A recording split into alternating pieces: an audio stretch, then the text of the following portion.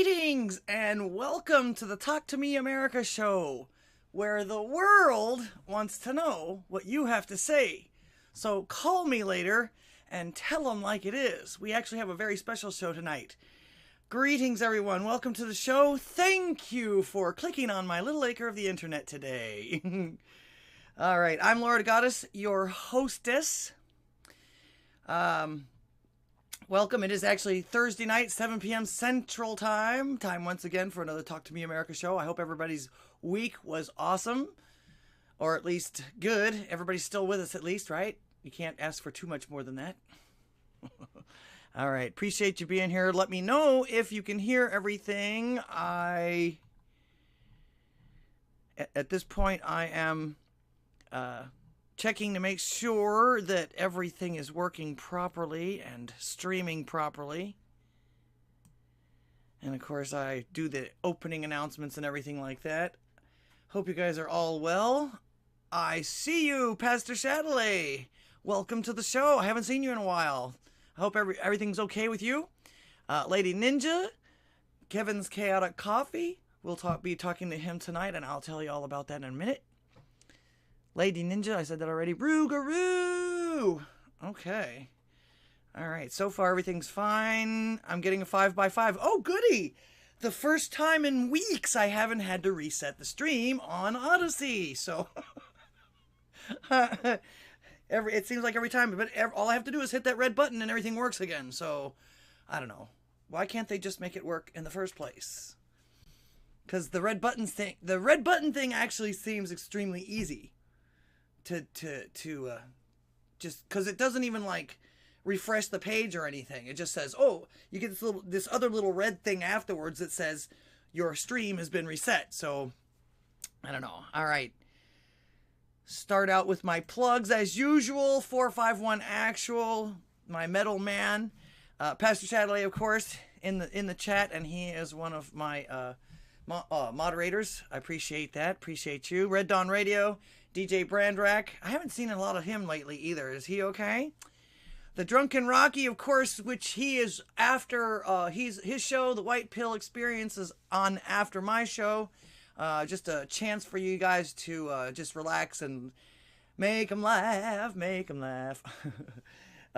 Laughter is the best medicine. I think that's one of the reasons why they keep trying to take it away from us or make it like illegal. I don't know. I don't even know how to describe it these days.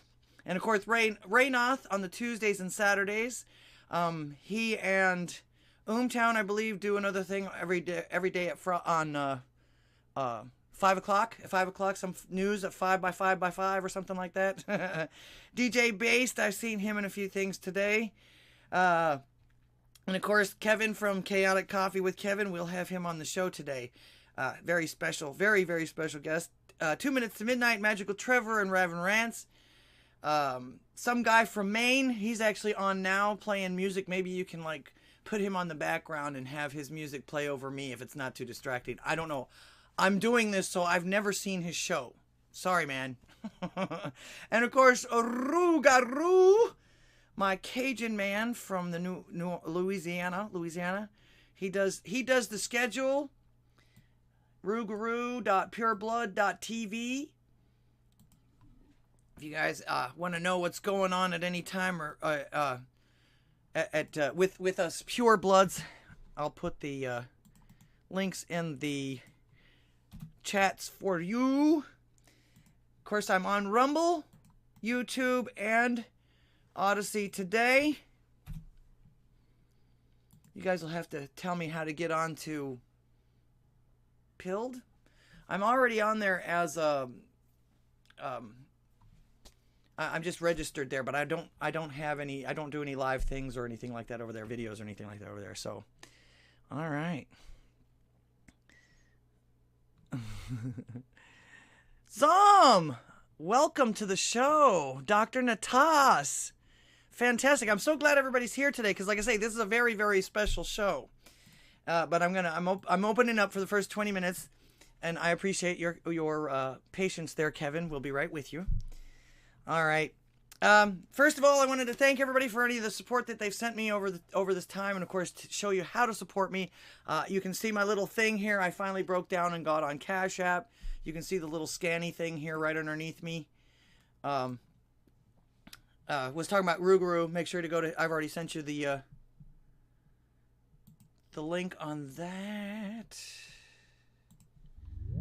Okay. Oh goodness, you're already here. Hello. Hello. Do you mind going through my opening? I'm sorry, I just was getting prepared for the next No, I don't step mind going after through your this. opening. Okay. Like I was saying before, we got the new way to donate to me. I'm trying to get away from PayPal as usually, as everybody should be right now, especially since they've decided that they're the arbiters of our free speech and have decided on their own. Even though they say they're not doing this anymore, they actually are. It's still in their TOS of charging $2,500 if they deem you spreading misinformation. So I've heard. So, yeah. So, I still have it just in case anybody has to have it. Because, I mean, there are some people that just can't use other things. I understand that. But that's why I got on with Cash App. And I'm going to, of course, Pastor Chatelet comes highly recommend the Ko-Fi, which I've got that down there. All my links are below, and I've even got a P.O. box if you want to send me something.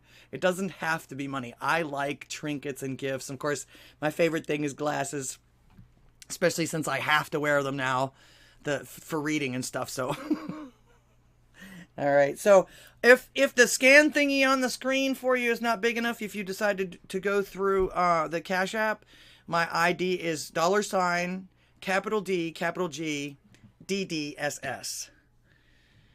And, of course, you can still super chat me on Odysee and Rumble, Rant, and, like I say, I have a P.O. box. In fact, some people were there when I did the, mail call. Actually, speaking of mail call, I got a little something in the mail. I showed you guys all the seeds that Limited Access sent me, like right at the beginning of the fall, so can't wait till spring. But can you see this? Can anybody see this? I know you probably can, Kevin, huh? No, I can't see it because your camera's that's right. your That's camera's right. not on. My camera is on. Okay. Speaking of 451 Actual, my metal man. I can't. Go on. It's got to have some light on it to see it. Okay, he actually sent me 2 very cool stickers. I cut this one out of all the white backgrounds, so Kevin has his beard and glasses on.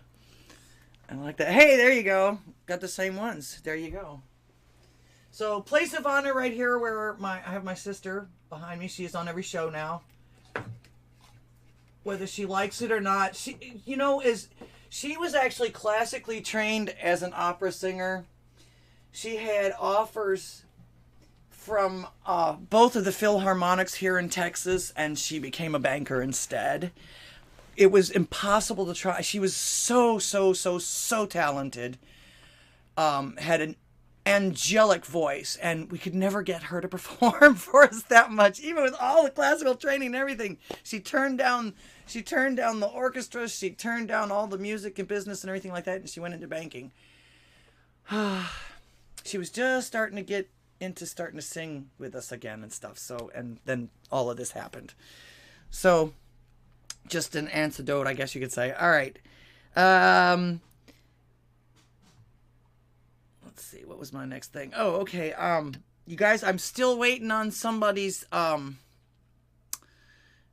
anybody's stingers or commercials. I'd like to incorporate them in my show. I've tried to help you guys as much as I can, like you guys help me as far as that goes, giving me an opportunity to be on your show, even if it's just a small amount. But sometimes smaller is better. Sometimes smaller is better. And let me shout out and make sure, let's see, we got a bunch of people in the chat now. Welcome, everyone. I appreciate you being here, and I'm sure Kevin appreciates you being here as well. Please make sure to share this out as much as you can. I, for one, believe that this is an extremely important, albeit controversial topic, but I'm also, I guess we'll get started on this. I'll get the shout outs. Lady Ninja Zom, Lizzie Longtoes, welcome to the show. Salty Matt Jameson, I don't want to leave anybody out. I'm good like that. Dr. Natas, again, welcome. Rugaroo, I see you have a 451 actual sticker as well. Aren't those cool? I feel like I'm one of the cool kids now. Let's see. Lizzie Longtoes just memed you. If you're watching the chat there, Kevin. Oh, yeah. Join Big Man Sexy on Big Dick Energy Brigade on Friday. Oh, that's right. You're gonna you're taking over. You're like subbing for 451 Actual on Friday for a little while before he has to go somewhere. For about an hour or two. I'll be Big Dick Energy babysitting for a while, just for a brief moment. Okay. I can't think of anybody better, and of course you're actually up early, so. Yeah, I am. All right, I'm not positive how this is going to work with the phone lines. I'm opening the phone lines now. If you guys want to, oh, DJ Brandrack, there you are. I just mentioned you earlier. I hadn't seen you in a while. Welcome to the show. Now, I'm not sure exactly how this is going to work. If people end up calling us on Skype, I might have to listen to them and then translate to you what they say and call back.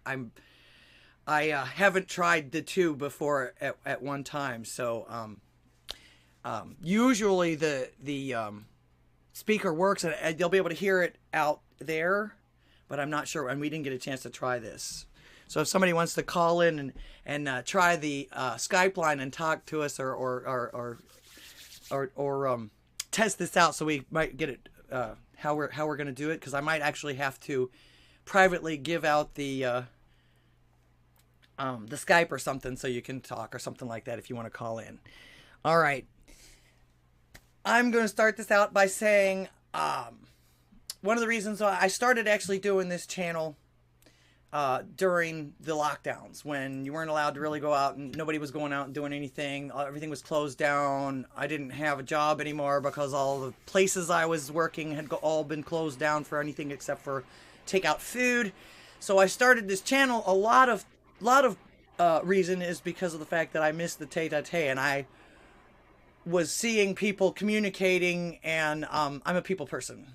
I'm not happy unless I'm out either entertaining or seeing people. I mean, I do have my times of introversy too. You got to have a balance. But I was missing the personal touches. I was missing the people coming up and talking to you and entertaining people and things like that. So I started a channel. Never in a million years did I ever think that I was going to meet some of the absolutely awesome people that I've ever met throughout this whole thing. I'm not keeping track of them, but I'm pretty sure it's close to almost 200 people now that I associate with and talk to and can kibitz with, things like that and everything like that. But I will have to tell you that Kevin is one in a million. Not only is he one of the sweetest people I've ever met, but he's going through something that is extremely controversial right now. And he is brave enough to let us into his absolute inner primal being, almost. To this is the way I'm looking at it. You can correct me if I'm incorrect. And everybody can hear him, right? Talk to them for a second. Testing 1, 2, 3. So like everybody can hear Kevin, right? Salty Mad Jamison. Hey, Lizzie Longtoes, DJ Brandback, and Pitbull Doorbell. These are the people I see right now in the comment list. Can you hear me?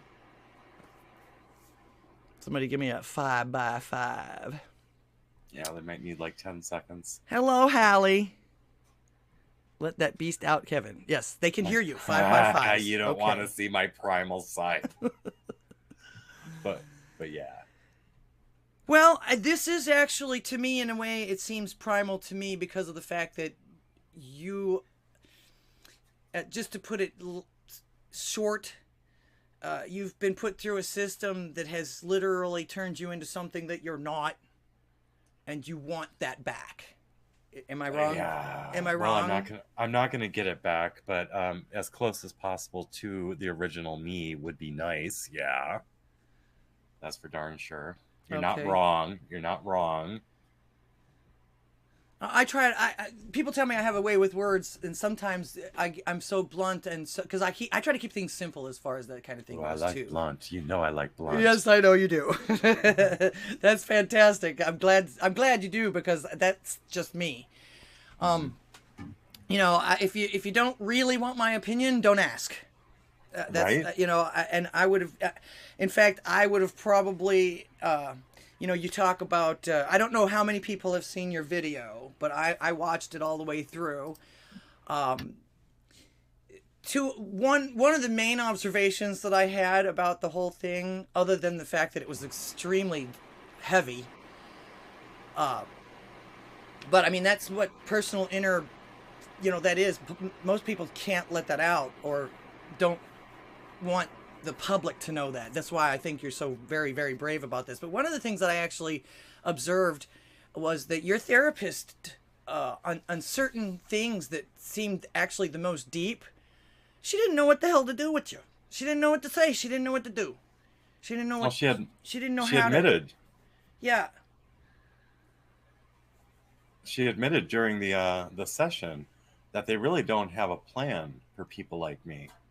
I don't think they really personally. I don't think they care that they don't have a plan. I think they knew kind of what they were doing, experimenting on people like this, and I think that they know that there's going to be collateral damage. In the end, it's about you're going to be chained to pharma forever. Right. After a certain point.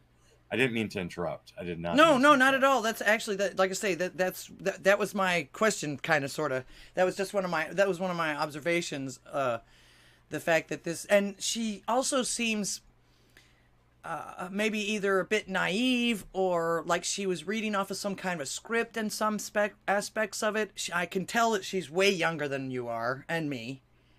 You and I are about the same age, I do believe. We are in our. I mean, are we in our 50s? Are you an Xer? I am. I'm born in '66. Well, 68. So okay, I'm a few years older than you, but that's okay. yeah. So she actually seems a bit younger, and like she might just be a textbook type of person. You know, well, she only goes with the program. She only knows what she reads and things like that. She's got certain skills. You may have noticed during the appointment, she redirected my thought. She told me what to think and what not to think, and she continued the grooming process even during the quote detransition session. I caught it when I reviewed it. She's continuing the grooming process. As we can see, she is fast tracking me back on another hormone. Yeah, well, she's period of like discovery. I say, she seems kind of programmed with this.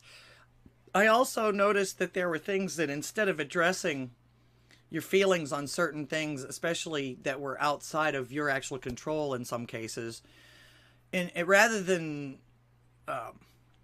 letting you know that was okay, she was just telling you, don't think about that. Just put that out of your mind, as if. That's the grooming process. Yeah. Yeah. Okay.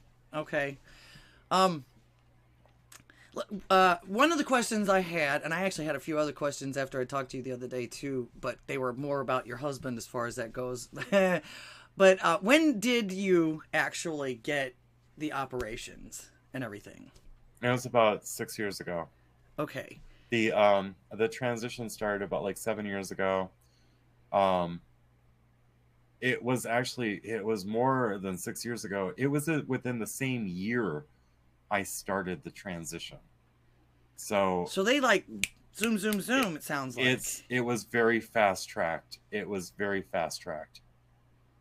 Yeah, and I even I don't know if I mentioned in that particular session, but I had told them within the first 6 months that I wanted to stop the transition twice. Mm-hmm. For two different reasons. One was because of weight gain, and the other one was because I wasn't feeling right, and I was noticing physiological changes coming over my body, which I was not told about. And I then was told that those physiological changes would be temporary, and they ended up being permanent. And I told them I wanted to stop, and they just said, well, it's just part of this process and it'll pass. So, but you really want to transition because you'll be happier when you transition and such.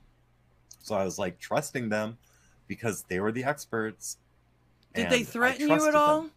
Because I've seen a few others that say that they've actually said the same thing, and they get threatened with things like, well, you won't go to this doctor anymore, or we won't be able to take care of your mental illnesses or anything like that anymore if you don't do this or if you don't do that. At the time, no. However, it's funny you mentioned that because right now I'm going through a situation where if I don't follow their rituals and dogma, I won't get any more medication.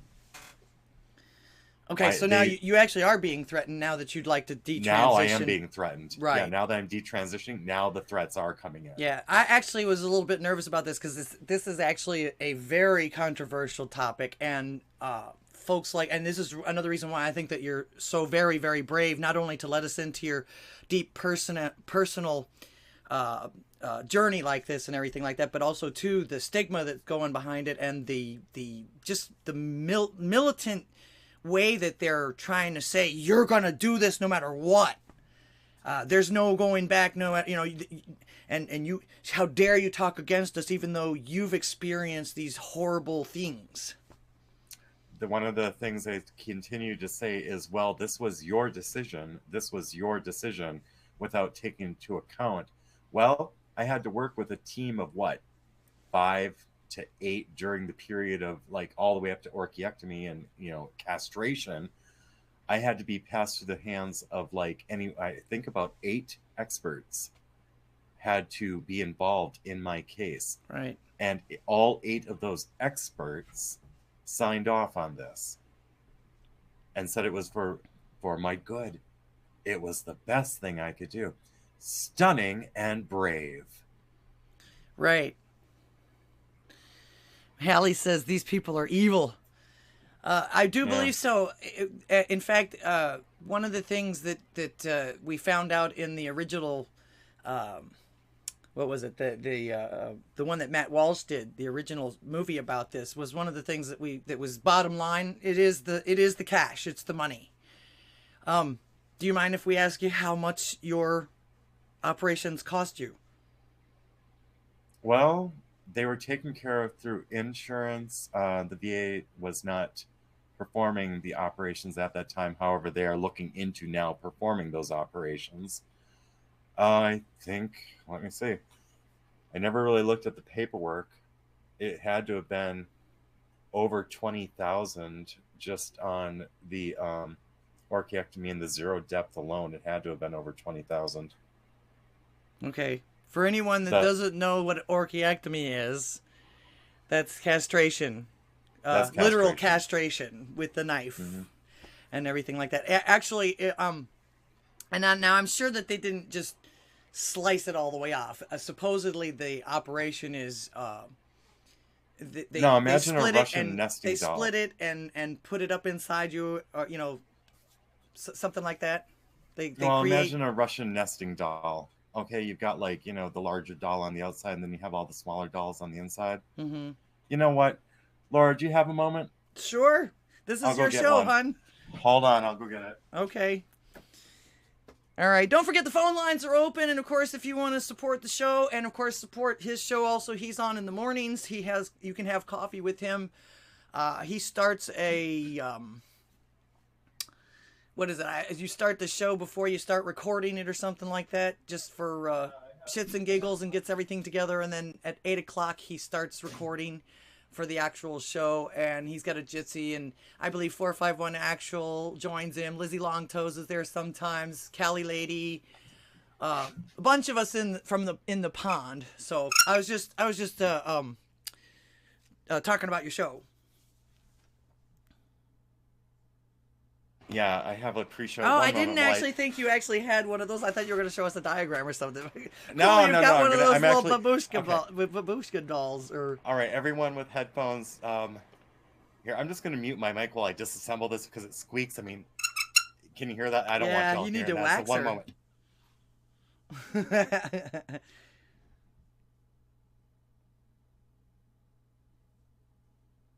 All right, so as you can see in here, imagine that this is the shaft. Okay. Imagine. That's a big shaft.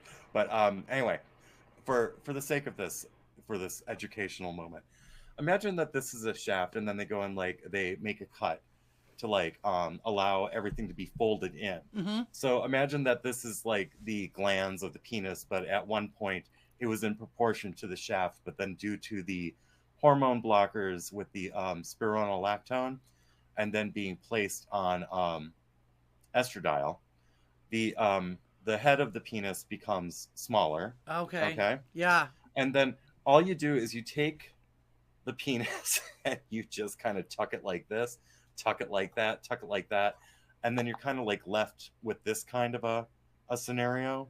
Right. And then that's supposed to be your clitoris at that point. Is that what you're saying? It's supposed to be, and then Right. they make like an incision, like right, they kind of like redirect the urethra. Gotcha. So you can have more of a feminine piss. Now, am I answering the question, or am I giving TMI on this? No. Because this was the question, was it not? Yeah.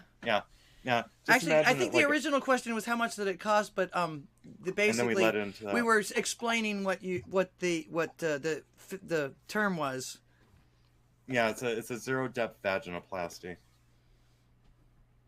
Okay, and of course, that was one of the things that you were actually one of the most upset about, was the fact that right there alone is irreversible. That's irreversible, and even prior to that, I was telling the doctors, I was like, something's wrong with my chemistry in my brain, where I was unable to feel passion for my husband, mm-hmm. and my male genitalia had ceased functioning. I mean, I was told that there would be fewer erections.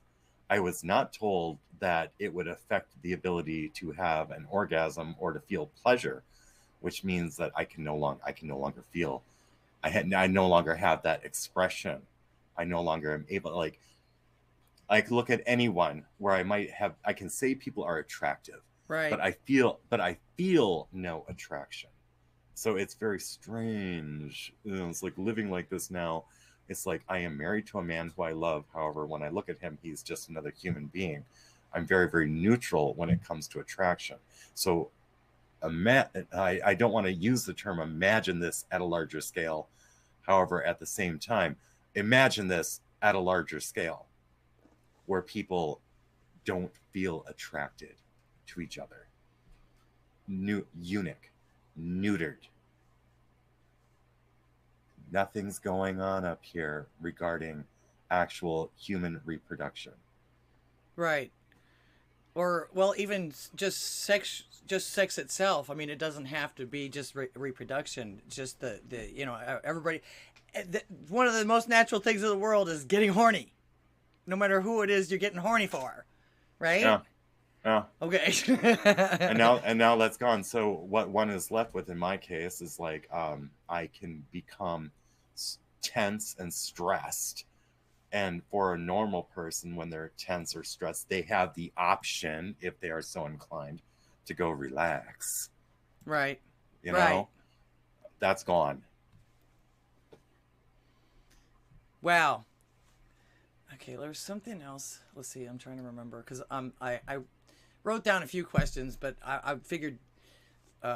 Well, after watching your video, I don't know how many guys out there have watched this video. Like I say, I watched it through the entire thing, and it was very intense. It actually seemed more so intense because of the fact that here you are pouring out your heart to this person, and she doesn't get it. Not only is she programmed to try to keep you programmed, but I don't see how she can relate in any way. She tried to relate. She tried to relate by telling me about her medical issues. I remember trying to give her her story, and it was like nothing like no comparison. Yeah, on her side, it's like she doesn't have a choice. This is a biological thing which is happening to her. On my side, It's something which could have been prevented had it not been promoted. And so what they did is they experimented on the individual under the false pretenses of what they were marketing. Mm-hmm. And I find out later, after experiencing all this experimentation, that the marketing is a lie. Yeah, Salty Matt Jamison says she wasn't talking to Kevin the Man. She was talking to patient 8675309. Pretty much, yeah. Oh, and DJ he's not Jenny. DJ Brandrak, there's no flapping. One of the things my surgeon, I guess she was very proud of her work when she got done with me. She made it a point to let me know that she tightened everything up, that she made everything nice and tight and everything. I was like, okay. Well, after that, I ended up getting several infections. So kudos to her for making things nice and tight. And well, now that's, I was gonna say, now I realized that's something else too. In fact, there was a young lady that just said that she didn't regret her surgery, but she's having to do it over again. She's like, why didn't they get it right the first time? And even with all the dilating and everything that she had did, she said she did it religiously all day, every day sometimes, and still it's too tight, and she's having problems with it. Because you're making a wound. You are putting a hole into the pubic area of the pelvis, which was never meant to exist. Right. Well, your body's actually also designed to rejuvenate itself too, and being if your physiology and your genes and everything like that, I would venture to say that your body's trying to regrow that area. I don't know if that's what it's trying to do, but it's definitely trying to close that wound. Because I will tell you something, even with a zero depth cosmetic, it's like there's a lot of trauma which happens in that region of the pubis. Oh yeah, well, oh my God, that's one of the most painful and pleasurable. That's your epicenter. That's all your nerve endings and everything like that is right there, and they just pretty much put it through a hot dog slicer, in my opinion. Well, it's a lot more than that and a meat grinder. But Pastor Pastor Shadilator over here having fun. Shadilator brand, yeah. Good Lord.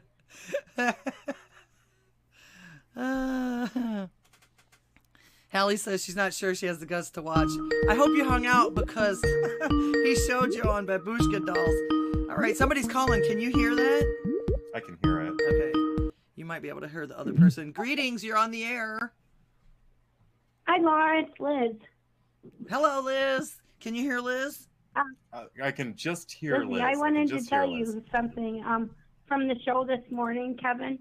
You remember when we were talking about the COVID shot and healthcare, the cost of healthcare? Yes, I do remember.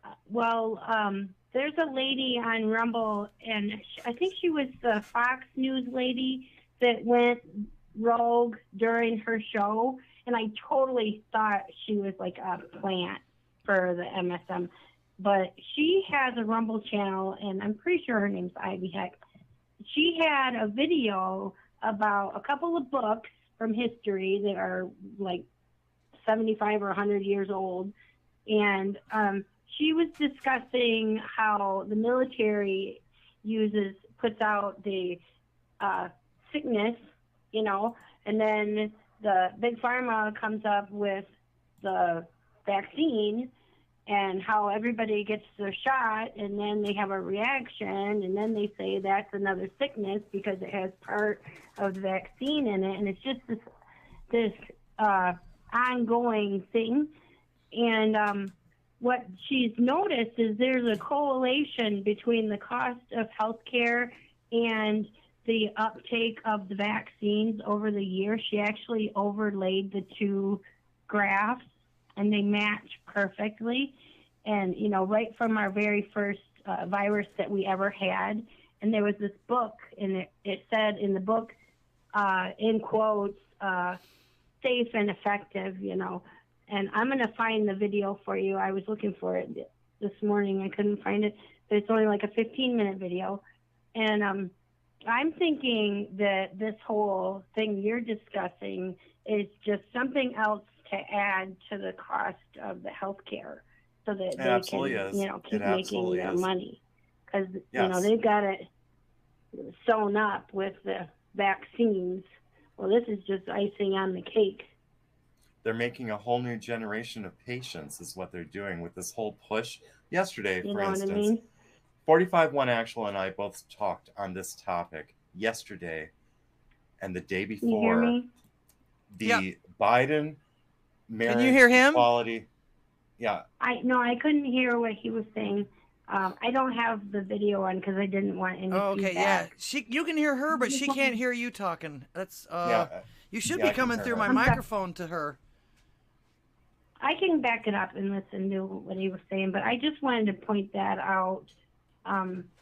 That, I mean, maybe if somebody ever does have a court case, they can point that out, you know.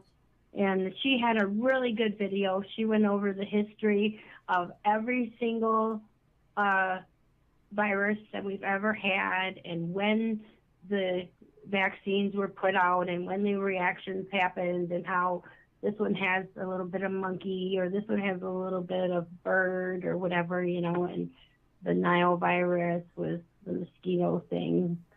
But I think the mosquitoes were feeding off of something else, maybe the monkeys, I'm not sure. But it was just a really interesting little video, and she just hit the nail right on the head. Were I these just wanted to tell you that. was she showing natural viruses or things that she believes that were made up by? The books that she was talking about, there were 2 books. It's all discussed in the books. Oh, okay. It's a plan. It's a theory plan. Oh, right on, right on. Mm-hmm. Well, Safe and I effective. can say that there is a cost involved. But that's all I wanted to say. I'll be Thank you, watching. Lizzie. I Okay, tried to get on Lizzie. Jitsi, but I didn't see a Jitsi. All right. Thanks for calling. I'm gonna let him answer when you hang God up. bless. Then you can see it on the feed. Okay. Okay. Thank you. Thank Bye-bye. you. Bye-bye. All right, yeah, Lizzie has a point. I'm not going to touch too much on the COVID aspects or the viral aspects since we're dealing with the gender affirmation aspects on this Right. particular. I will say anyone who goes through gender affirmation will more than likely become a slave to pharma.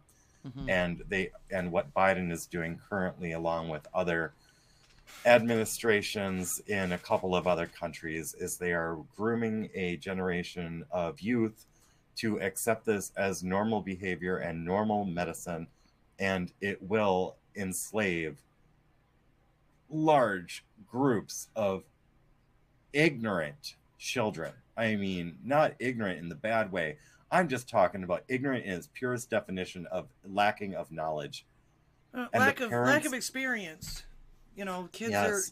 kids don't know anything, so you can put anything to them and teach them anyway. They say nature between nature and nurture. Well, nature takes care of itself, but the nurture in this case is getting outrageous. The nurture is not nurturing. I will tell you that. The Right. nurturing comes with a lot of negative side effects. And there are parents out there. You see, we're moving into a very dangerous territory here where, one, parents and the public are being groomed into supporting this barbarism. And then secondly, we're moving to actions of Title IX where parental rights are being stripped away from parents regarding the medical care of their children. So it's looking like the government wants to go and take away a parent's custody of a child who says, I'm transgender because their teacher in school told the child that they were transgender, Right. groomed the child into believing that they're transgender. And once those words come off the lips of that child, you can snatch that child up into the medical system by the state. And isn't that weird that I would say by the state in Right. the United States of America, that we would even have the concept of the state?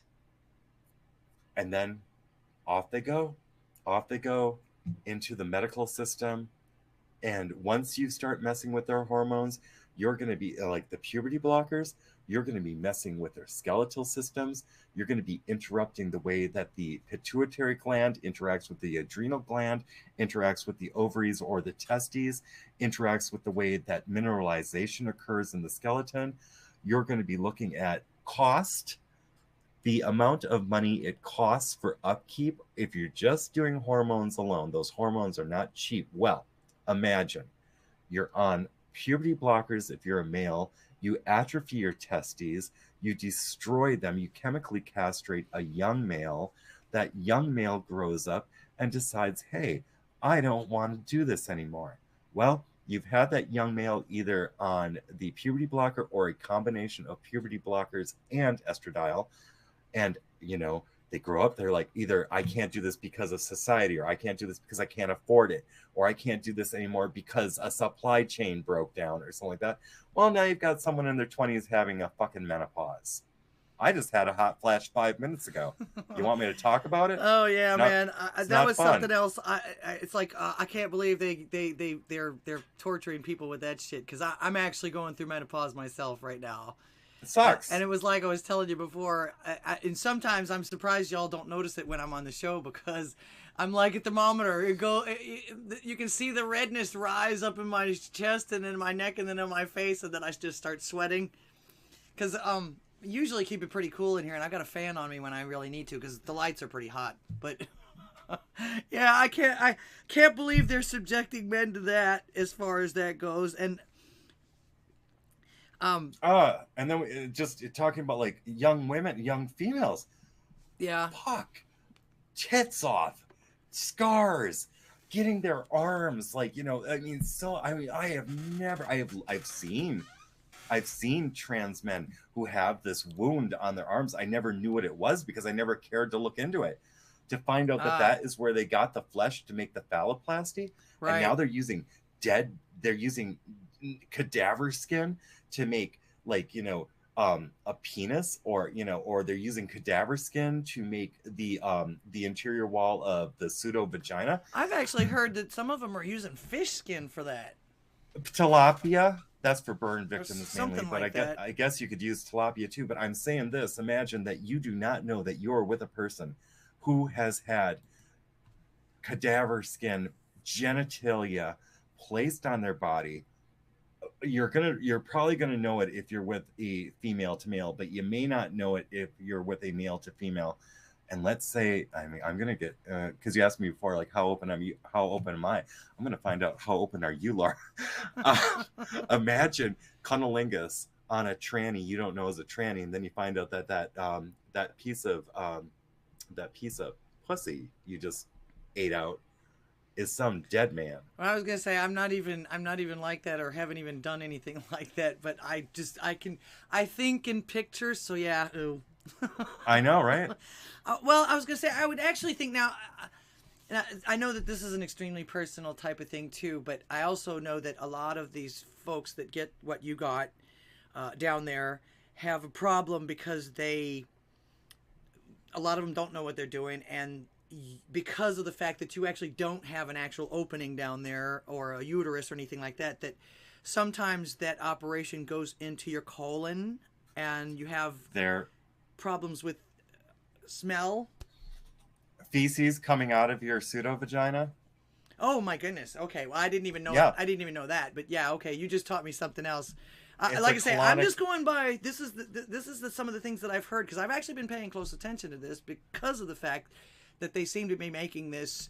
They seem to be turning it into some kind of a fad, but it actually is making a lot of evil people a lot of money.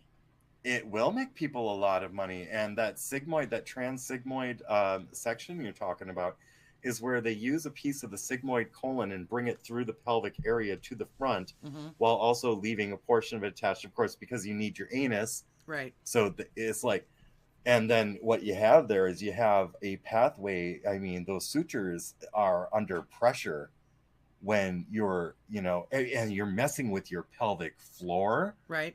And you walk. I mean, every time you move, I mean, you just sitting in your chair, believe it or not, you're engaging parts of your pelvic and pubic area to maintain your core upright. Okay. Now, that constant stress on the sutures, and then you want to go and take a shit. The next thing you know, it's coming out both ends. Oh my goodness! I mean, we're not just talking about smell. That explains maybe the reason why some people have so many infections. That, you know, feces is nothing to play with. Right, exactly. So yeah, that actually brings another, like I say, brings that to mind and everything like that. So, but yeah, yeah, I'm pretty open when it comes to all that stuff. So far there isn't a whole lot I haven't seen or heard. Back in the early, or was it the late 80s, I guess you could say, I was a 976 operator. I think that's one of the reasons why I'm such a good orator and everything like that, because I was 19. I don't think there's anything I've heard since then that has and I'll have to tell you about it sometime. one of them is so disgusting. I don't think anybody would want to hear about it. But I mean, this is your show though, so actually, I'm looking up 976 operator. What is a 976 operator? Oh, you don't remember the 976 lines, the sex lines, the friend chat lines? Oh yes, you could call me. I was not a sex chat operator, but I was an online. I mean, a telephone psychic at one point. Yes. Okay. Yes, I do remember. Yes. Actually, real quick interruption. Real quick, Brad Allen, thank you so much for the donation. You get one of these. I made that myself. I'm proud of Lady Liberty. That was very nice. Okay. Very nice. Well, when I first got here with everybody, they told me I had to make some kind of a sound when somebody tipped me for something. And 441 Actual does it. When somebody tips, he does the big dick energy. That's what I call big dick energy. Yes, he does. So I came. Actually, the Lady Liberty with the gong like that was my husband's idea. It's very nice. I told him I had to come up with something. He goes, "Yeah, why don't you just do Lady Liberty banging on a bell or something?" I was like, "It works. It works." So it took me forever to build it. Anyways, thank you so much, Brad Allen. Badass Brad Allen. Don't forget he is that's Anger Bang and Brad Allen Music. Don't forget Bruce. Don't forget Bruce. Okay. Don't forget Puppet Bruce, even though Brad swears that Bruce is not a puppet. Oh, that guy. Okay, yeah. Actually, Bruce was supposed to make me a stinger. Seems like you've been pretty busy there, though. I'm patient. I'm a patient woman.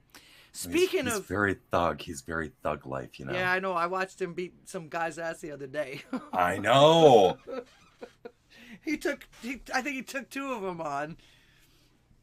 Let's say that's why I want to take some time with my show. I need to do some of the shit. I need some side effects. I hear you. Mm-hmm. It's like I say, this takes a lot of work. Even if that's the reason why I only do one show a week now, because I got so much going on away from the keyboard anymore that that's about all I've got time for. And I actually, throughout the week, all the stuff that I pull up and cover and everything like that, I pull that up throughout the week. I'm like on my phone every once in a while when we're driving. Thank God he drives. Oh, that'll go in the show. That'll go in the show. And then I put it all together Thursday afternoon before it's time. So, one of the things that kind of hit me also too about your show, we're going back to you now, okay. About your therapy session that I watched, the video that you put out. Yes. You mentioned the fact that all of your friends, including your husband, told you that this was cool. Didn't even inquire. And no questions asked. Oh, they just supported you. Just great, fantastic. Do it. No questions asked. No, not even. It actually didn't even seem like they considered your actual feelings about it. They just took that for rote and said, "Okay, go for it. Woo!" Pushed it down the hill. And you had said actually one thing that to someone else, that your husband actually viewed you as a woman at that point. Yes. I would ask him, I'm like, what am I? And he's like, you're my wife. You're a woman. Okay. That kind of makes me... Well, the first question that I had about that is, are you sure he's gay? I know that he's Laura, he has biological children. He's clearly bisexual. Oh, right on. Okay. I thought those kids were yours, actually, when you talk about your kids. I think it's like 2 months ago, actually, I caught him in like one of my streams, and it's recorded somewhere in my history where he professes that he is a bisexual. Yeah. Okay, well, that answers that. I'm never trying to be rude. I'm always just extremely curious. And I, like Pastor Shadley, when something doesn't add up to me, I will think about it and think about it and think about it. And then finally, if I know I can ask somebody, I will, because it bugs the shit out of me. Okay. Well, now you say now that those friends are all telling you, well, I wanted to say something to you, but they were afraid. I mean, how good were these friends? I mean, because a good friend won't let you just fly like that. Now I call them acquaintances. You see, like the ones who are the friends of my husband, they're acquaintances of mine. Mm-hmm. My actual good friend who lives in the Dakotas did challenge me on this and said, "Are you sure?" And he even said, "You're not going to be a pretty woman. It's like, you're not going to be able to pull this off." Good for I him.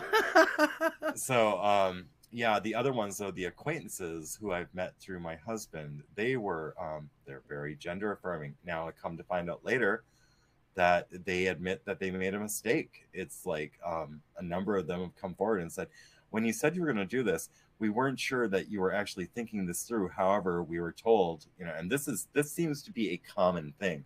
It's like, we didn't want to offend you is something I hear quite a bit. Right. Or it looked like you needed support, so I wanted to be there to support you, is what I get. Yeah. And from my other friend from the Dakotas, though, he's like, "Bitch, you just did this so you wouldn't lose your hair." And I'm like, you might be right. Because, is that how it works? Well, we got stoned one night, and I was sitting in a big-ass beanbag, and we were talking about shit, eating edibles, and looking at the fireplace. And I was like, "Keynes, I think I did this so I wouldn't lose my hair." Oh, and he's like, "Bitch, no way." And it's like, yeah. So that came out in a stone session. So it might have subliminally or subconsciously been that I was afraid of male pattern baldness. That can be fixed with possible. a different kind of operation, though. very radical way. But the psychotherapist is the one who was like, "I think you're transgender." And I was like, "Oh, okay, I trust you because I trust you because you're an expert and you've been my therapist for 8 years." Right. So, yeah. Wow, 8 years. I was going to say, it took her 8 years to figure that out, though. Him. It was, him, okay. You know what? Up until that point, most of my doctors were male. The moment I went into this whole transgender affirming thing, holy hell, I don't have a single male on my care team. Everyone's a female. Everyone's a biological female, too. I don't even have like another tranny to talk to. Thank God for that. That should tell you something right there. Holy shit. It doesn't sound like the guys are into this at all. They're just doing it because they're being forced, it sounds like, in a way. I don't know what's going on with them. I have a feeling, I mean, they swear up and down that there are no politics at the hospital. But I'm like, there's got to be. The VA, there's plenty are you of kidding politics. me? There's plenty of politics. Yeah, oh yeah, the VA especially. Good Lord. Salty Mad Jamison pointing out the DSM. Salty Mad Jamison says the DSM is a lie, psychology is a cult. The DSM no longer recognizes gender dysphoria as of recently. And I think in like one of the appointment videos, I point that out to my psychotherapist. And she goes, "Oh, yeah, they stopped that about a month ago." So we're working under a diagnosis which no longer applies today because the definitions have been changed because it's politically poisonous. So they just remove it instead of addressing it. Oh, goody. Another phone call. Yes. Greetings. You're on the air. Hi, it's Hallie. Hello, Hallie. I'm fascinated by your speaker there. I'm a little bit like squeamish, so I admire his courage for talking. I just wanted to say, my father was a physician, and he worked in California, L.A., Hollywood, all that. Everybody, he treated a lot of interesting patients, but he did get a few that were starting the surgery, and then they regretted it and wanted to go back. Mm-hmm. So I don't know what percentage does your guest speaker know exactly what percentage of these people regret their surgeries, and try to reverse it. And it sounds like, I don't know to what extent it's even reversible. I mean, listening listening to him talk, I mean, I don't know if he can answer. Yeah, it's actually not reversible. Hardly any of it is, except for maybe the breast implants, maybe. These are not breast implants. I'd have to have a mastectomy to have these removed. Yeah, no, oh goodness. Okay, I didn't yeah, even know I'd that. have to. No, these are real. I mean, as real as they can be. Doctor, I just wondered, like, did anyone ever? You know, sometimes I hear, I don't, trans men, I think are really even more strange. But in the olden days, you had tomboys. You maybe had, well, I don't know, they call them sissy boys. You know, I mean, it was insulting, but you know, a lot of us we're not on. You know, I think of sexuality as a spectrum, and but not all of us are the conventionally masculine or feminine types. Right. Does that, you know? So I don't know if people feel that nowadays gives them license, or they interpret it somehow as being in the wrong body, and I should go ahead and have the surgery. Did anybody ever tell this person that, you know, you could be a man, you know, just be more, you know, well, you know, just one friend. That's what that's actually what we were talking about. Just the one friend told him that. Everybody else was just affirming and go for it, and you're you know, brave and strong and what do they call it? Brave and stunning and brave and all that. Yeah, I'm so glad I left that outside world. There's so many silly, like, really. These liberals are just like freaks. I don't know what it is. They're thinking, you know, they probably put on a fake smile, you know, give the person warm fuzzies or something. But yeah, if somebody had the courage to say, you know, you're a man, you were born a man. Okay, you're not the conventionally masculine type, but could you have been, you know, yeah, you could have simply, or just be a gay guy, whatever. Well, that's what he actually is. The gay guy, right? Yeah, they realized, you start out a gay relation, or woman, you know, well, yeah, not all tomboys are necessarily lesbians. No. There are more, you know, you have the, you know, I'm like a tomboy, and there ain't nothing lesbian about me. Yeah, my sister was a tomboy, and she liked boys. I mean, lesbianism, you know, would have been abhorrent to her. Yeah, women who are athletic, intellectual, you know, it's, in traditional societies, it's hard for women to be that way. Mm-hmm. You know, expected to be more like, you know, docile or really, you know, cutesy, girly girl, you know, so somebody a little more intellectual or artistic, athletic, you know, qualities that we associate more with a man, was sometimes had a harder time. But I mean, I think it depended on their upbringing. I don't know what this person's upbringing. Was the home abusive, or was it just something that he questioned all the time within himself? You know, that you know, you can have, you know, you can have somebody that, whatever the background. He said there was nobody to really tell the person. But I mean, what did the parents tell him? I mean, that's why I'm curious. Well, 6 years ago, he was in his late 40s. Yeah, mid to late 40s. Yeah, so he wasn't going through this as a child. He's a full-grown adult yeah. Well, I can My imagine parents were not supportive of it. Now, you know, he says his parents. He says his parents weren't supportive of it at all. I mean, they love me. They still talk to me and everything, and we have a good relationship. But they did not support this. Okay. Yeah, to the situation. And you know, I applaud. I mean, I hope that he's going out and again, I missed the very first part of your show, you know, that I said about work, but is he going around now telling people? I heard about that ex-military person now that's going out and really telling people, you know, what a horror show this whole transgender surgery is. Yes, he's actually ex-military as well, aren't you? I commend him. I am. I'm an honorably discharged Army veteran. Him. I really, Army veteran. Yeah. I hope he reaches a lot of ears out there, a lot young ears, because I really think these people now are dangerous. Before, okay, maybe I never cared, just like I never cared about gays, but I you know, whatever they did, you know, privately. But this is something that's really, you know, when Biden was going out. You know, Biden just signed, I think, is so dangerous. and I so I hope that we have more people like him. I applaud him. Yeah. One of the reasons why I wanted him on my show. Yeah. Really. Yeah. Yeah. It's just. It's funny. The next week is the holiday of Hanukkah. For the Jewish community, it starts Sunday night, and one of the reasons we light candles is to celebrate the victory over the secular, really, damaging secular thought. We assert the religious rights, and so I can see a lot of significance this coming year. I certainly to Christians living, watching, listening to you. I wish to say, I think we really have to stand firm right now. We are in very, very scary times, let alone perverse. Yeah.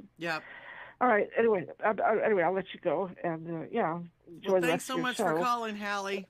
We appreciate God bless you. Hallie. My pleasure. And, and I appreciate this person for just coming. I'm just so and I'm a doctor's daughter. My father used to regale us with stories of surgeries, and here I'm listening to this. It's so, wow. It's really, I can't get over what he went through in surgery. It's like, I think it's like a form of suicide almost. You're killing that part of yourself, that part of you. That's just my own opinion. Yeah, it really is. Yeah. It's just indicative of a mental health crisis right now. Very serious problem. Okay, all right. So be well. Enjoy the week. Yeah. Thank you. Okay. Happy Hanukkah. Thank you. You have a great night. Bye-bye. Good night. You too. Bye. Good night. Let me expound on that a bit. Go for it. Let me expound a bit on that. The whole, I shouldn't say the whole, but we've heard this where the people who are pro-gender affirmation say, you have to do this for the kids because if the kids don't get this treatment, they'll commit suicide. Well, let me tell you something. Big lie. Let me tell you something. I can't answer if the kids would commit suicide or not if they didn't get gender affirming care. But I will tell you this. When you go through gender affirming care, you kill the person you were. You must kill, if you're male to female, you have to kill that person. So when I became Cassandra, I had to go through a process of killing Kevin. And that's why in the video I have in my appointment, I speak of resurrecting Kevin. Right. And then I have a fucking emotional breakdown because it hits me all of a sudden that I've killed a piece of myself. I've allowed a feminine essence to come forth in the form of Cassandra. Cassandra goes and takes care of the rest of the job by having the surgeries done and all the body modification that goes with it, only to find out that Cassandra's, and I don't mean to be talking about myself as like different people. I'm not that kind of crazy. I'm giving you the visual I get aspects. you. I understand what you're talking about. I saw your video, so I know what you're talking about. Then Cassandra realizes, holy shit, it's like I am more disabled than Kevin ever was. I need to get the fuck out of here. And then I'm like, okay, well, I'm unhappy being Cassandra because Cassandra is more disabled than I originally ever was. So I'm trying to reclaim my masculinity and get back into the form of who I was. I can't. So when they talk about, oh, the kids might commit suicide. Well, gender affirm your child and you are killing your kid. You're killing whoever that child was. And will they'll be never if they get, left them alone, or would have been had you just left them alone and loved them and taught that child how to love himself or herself. Had you taught that child to simply accept who they are without conflating all this adult bullshit into their lives, just let the kids be kids. But no, we've got these fucking perverts running around and they want to interject their ideology into youth. That's innocence. And what they're doing is they're corrupting innocence. And that is wicked. And it's you think that those people are going to pay for their surgeries? You think those people are going to pay for their medication? You think those people are going to pay for their psychotherapy? You think those people are going to pay for their revisions? You think those people are going to pay for the emotional damage which is going to come down on those kids as they start to mature and realize that their bodies are fucked up because their bodies never develop properly? And then eventually Mother Nature is a real cunt, I must say, because eventually as you get older, your biology will take over. It's like, yeah, I could do as many fillers as I wanted to. I could do as many freaking modifications to my body. Male bone structure is going to come through this face. It's already come through this face. Look at fucking Jenner. I mean, look at any of these. Look at any of these trannies. And he changed it, what, in his 60s for... And he had money, lots and lots and lots of money. Yeah. It's like, but the older you get, you can't pull it off. It takes more and more and more and more revisions and surgery and all that maintenance and maintenance and maintenance. And they don't really tell you about fucks that. With you. They don't tell you about that shit in the pamphlet they give you. It's like there's no plan. They just do it, and there's no plan of action. There's no plan in case there's a problem or an emergency or any of that other stuff. You're just left to deal as best you can. Yeah. And what's that like? Oh, gee, that's a party. That feels real good. Gee, it's like this. Were it not for the group of people I'm currently hanging out with, I'm talking about the Pond Friends. I'm talking about the BDE Savages. I'm talking about, all the people like around this very diverse, I must say. Because before I came to this group, being on the left, I was told that y'all were just a bunch of like hick rednecks who, couldn't add or anything like that. And you would definitely want to kill me. Well, lo and behold, I come back into the community, which is a lot like the family I grew up with. We don't want to kill anyone that's doing this kind of thing. We as Christians, we feel horrible for you because you've been led down a wrong path. Well, on the left, they have a completely different story, which goes through. I'm so glad I left that fucking plantation because they all don't bother it to get to is know us. lies. Yeah, they don't bother to get to know us. Yeah, it's all fucking lies. It's lies and plastic. And when I say plastic, I mean fake. Right. Fake and gay. There. All right, let's see. Let me see. I'm trying to remember another thing. Like I say, the video. Like I say, in some aspects of it, I was like really intense because I could tell she's not able to, it doesn't seem like she's able to assuage a lot of your pain as far as that goes, and she doesn't seem to, like I say, she doesn't seem to be trying to get to the bottom of anything for you. She's just trying to tell you how to think, what you should be thinking in this aspect, even though you know what you want already. I mean, you've made that abundantly clear. Laura, she says in that video, there's no way for me to take away this pain. This is a therapist saying there's no way to remove this pain. Right. It's like, so you're specialized in gender affirming care, knowing that this could happen, and now you're going to tell me there's no way to take this pain away? Are you serious? Right. That's what I mean. These people I don't think they knew what they were doing to begin with. Like I say, there doesn't seem to be any kind of plan, because you're not the first person I've heard mention that they don't tell you about all of this pain and agony and everything else that you're going through, even once you're healed. Right, because there's still the psychological aspect, because the chemicals that they give us, at least in my case, it removed my ability to feel. Right. It's like I just look at people as neutrals. It's like there's no more. I'm eunuch. I am a eunuch. I no longer have the chemical processes to feel attraction to people. They've taken your humanity away from you. They've removed a piece of my humanity, and that includes the relationship to my husband. Now, granted, my husband and I still love each other, and we're going to remain married. Of course. That's a good thing. It would be nice if I could fucking feel something for my husband, you know? It would be nice. Well, that's why I say that's actually, like I say, the epitome. That's almost the epitome of humanity. I think that's what they're trying to take away from everyone, so that they can rule you. In fact, now that you don't have that feeling towards him, it's almost like as if they could come in and almost take you away from him, talk you out of because you don't have it there. You know what I'm saying? I am. I do know what you're saying, because I am primed, because right now, it were not for my ability to critically think through all these things. If I were of the mindset which put me in this situation, I would be very susceptible to anything which would help quell that pain. I'm not that patient, but we're looking at a whole generation of youth who certainly are more exactly susceptible to that kind of fuckery, is what we're looking at. We're looking at a whole generation of kids who are being primed to look at people as nothing more than other living creatures and other animals. And when I think almost about robotic.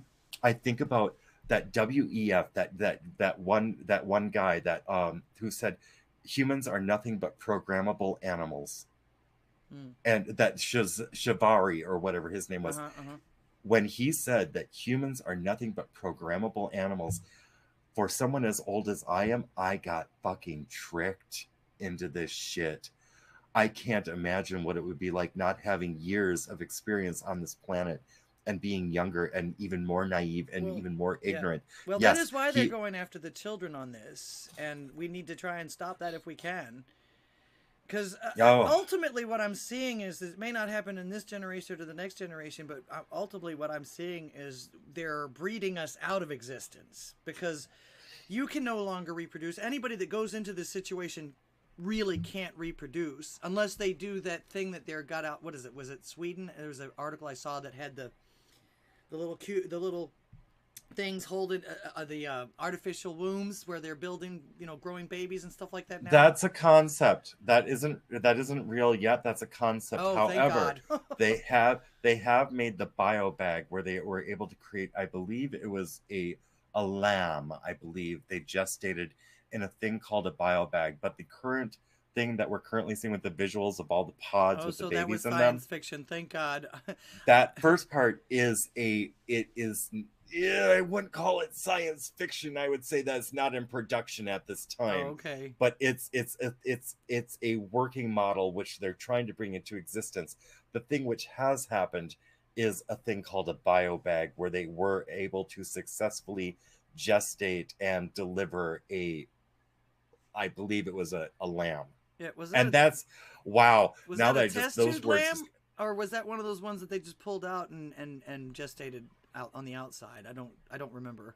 It was apparently in the bag, but I just realized they chose a lamb. Wow, they fucking chose a lamb, Laura. Supposedly they're the closest DNA wise to us. Well, I'm not looking at the DNA factor. I'm looking at the symbology in Christian faith. They chose a lamb. Oh, okay. You could go there if you wanted to. You probably have to talk to Pastor Shadley about that. Well, I'm not the expert on that at all. In fact, even though I've been a Christian since I was 13, I haven't always been a studier of, I'm just now getting back into it within the last couple of years. Let me we got some good comments here about some of this stuff. Let's see. Let me go back up here. Actually, first of all, hello, Lord Slade. Welcome to the show. Ayo.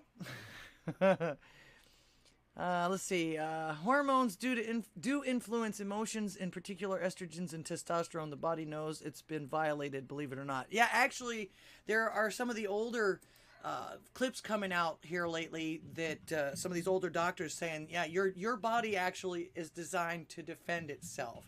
When you do something to it, it immediately wants to grow it back, or wants to heal it, or wants to take care of it. That's the reason why you get fevers. That's the reason why you get some of these things that happen to you when you get, and I think that's the reason why a lot of folks, well, especially after what you told me, how they do it with the colon and all that other stuff there, I'm not surprised that people are getting infections down there. Because, oh, yeah. I mean, it's one thing to have an open sore, but it's another to run sewer through it. Yeah. You know what I'm saying? I do know what you're saying. I do know what you're saying, but thankfully I never had to experience that. Although that was an option for me, I chose not to do it. That was way, that probably would have required a flight out to Thailand. But the thing with the hormones also, the pancreas is very, very sensitive to hormones. Mm-hmm. So going from male to female hormones also gave me a lovely case of diabetes they did not tell me about.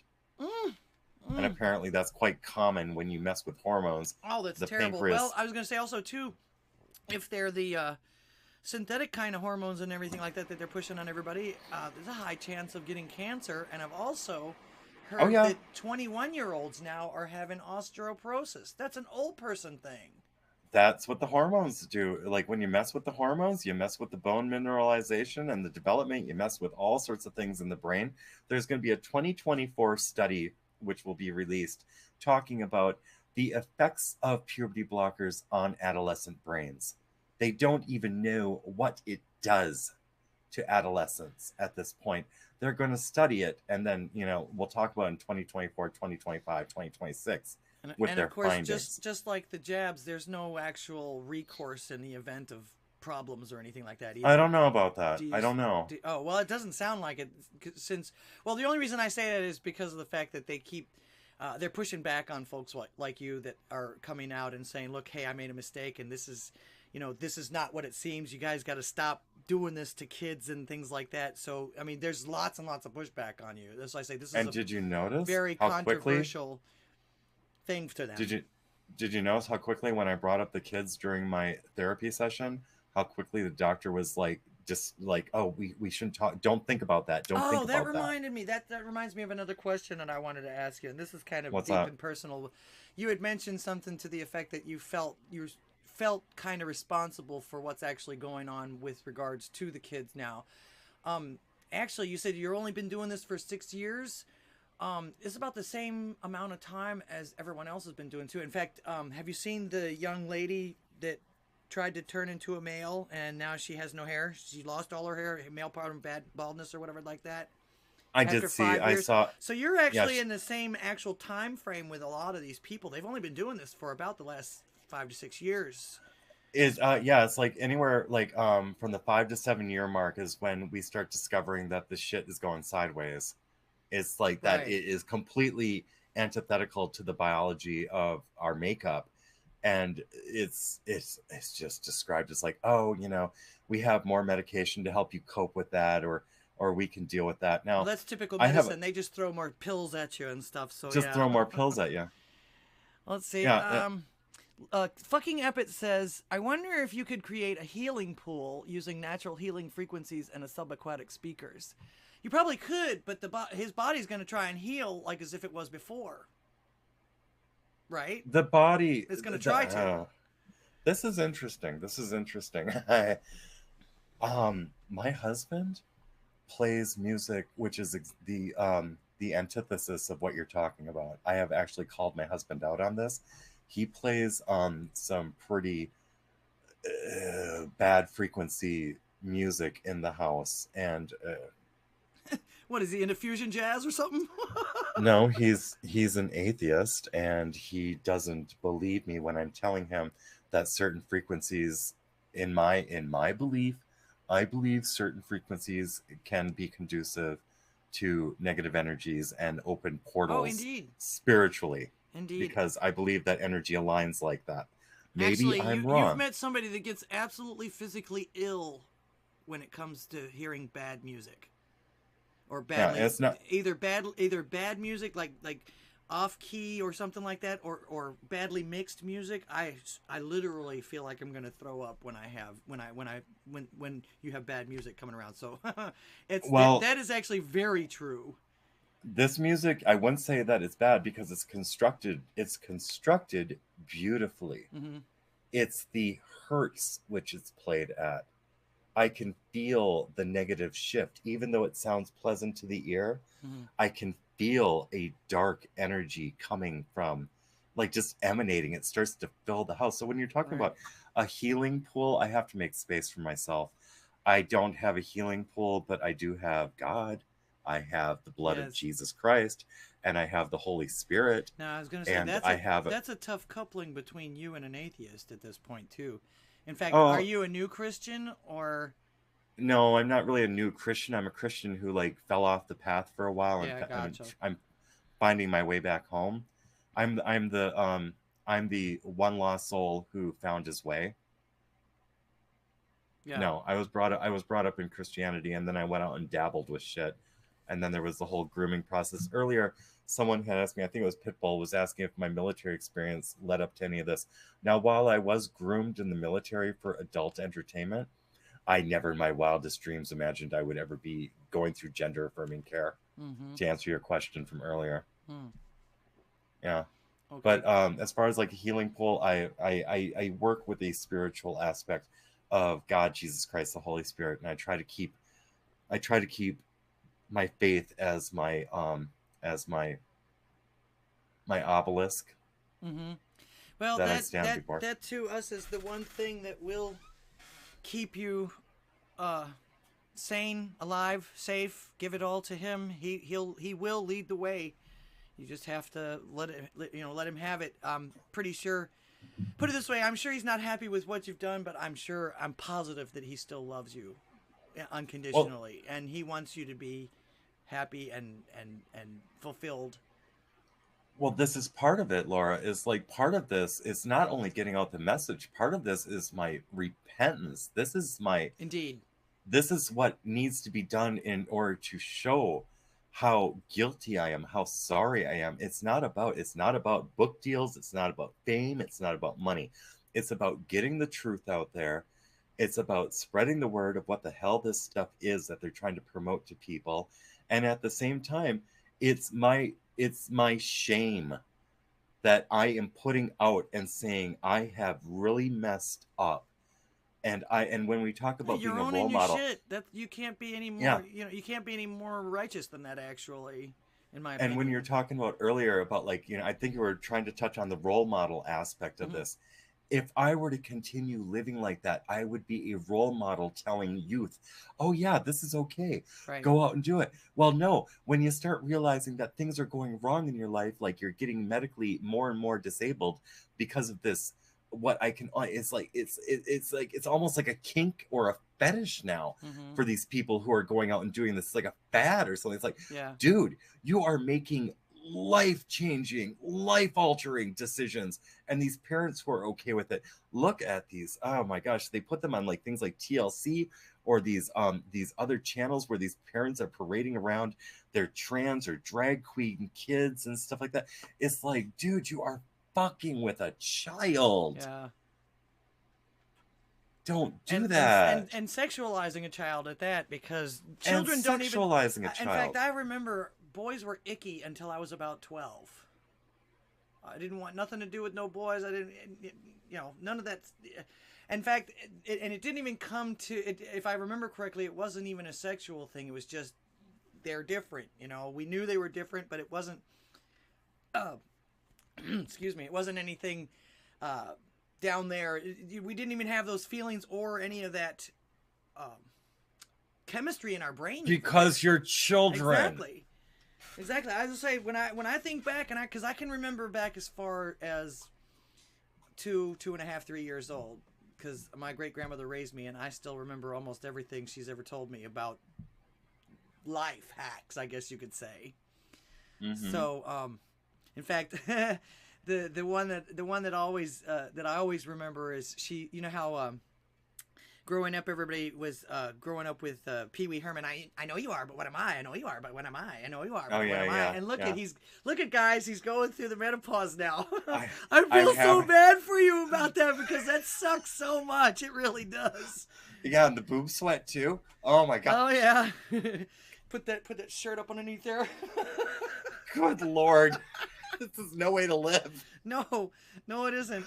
Fortunately, it's temporary. Of course, I've been going through it since I was 37, and I'm almost 57 now. So, but yeah, well, that's what happens when you start messing with things that your body. Like I say, they're literally coming out with the older videos now from doctors that have done this and studied this and said, hey, your body is an incredible machine, and it is literally built for self-preservation and self. If you eat right, you do the right things. Even if you just sit back and heal, your body's gonna do it for you. So let's see. Lord Slade says, male tissues us androgens female tissue uses. Female tissue uses estrogen exclusively. Why do you think postmenopausal women have worse health in general? Why did that do that to me? Oh, and it went away. But actually, he's not wrong. He's not wrong. In fact, let's see, I was about, well, let's see, it was 2 years ago. So 13, 14 years into, or 15 years into menopause, I had a heart attack.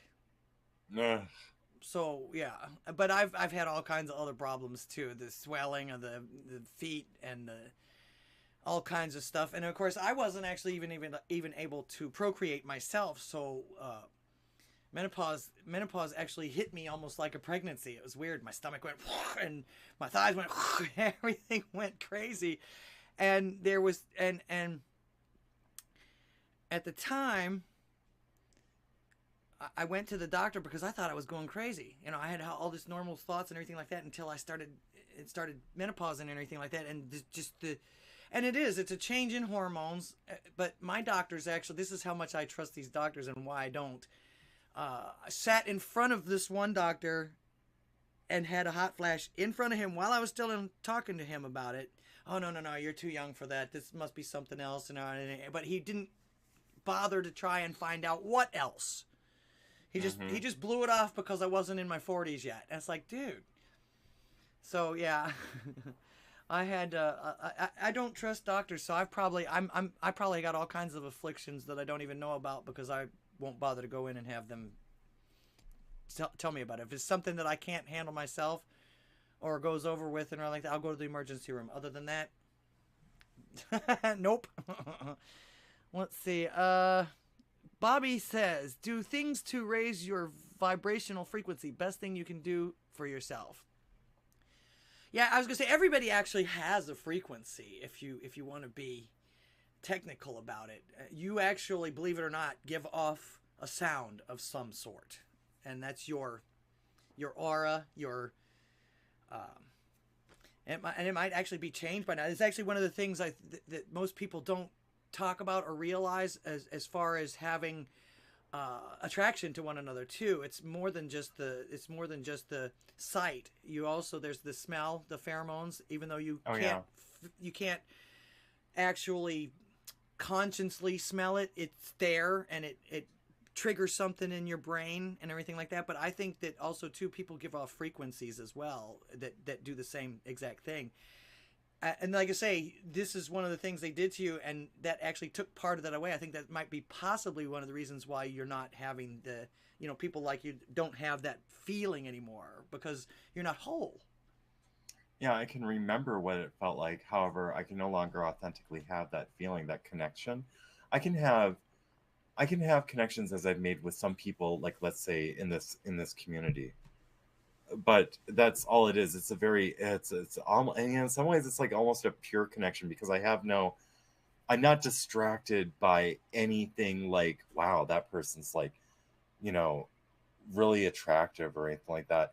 It's like those things are gone. And as a married person, yeah, that's a positive. It keeps definitely, there's nothing that can distract me from my husband. Unfortunately, on a negative, it applies to my husband as well. Right. So it's like I treat my husband like I do anyone else.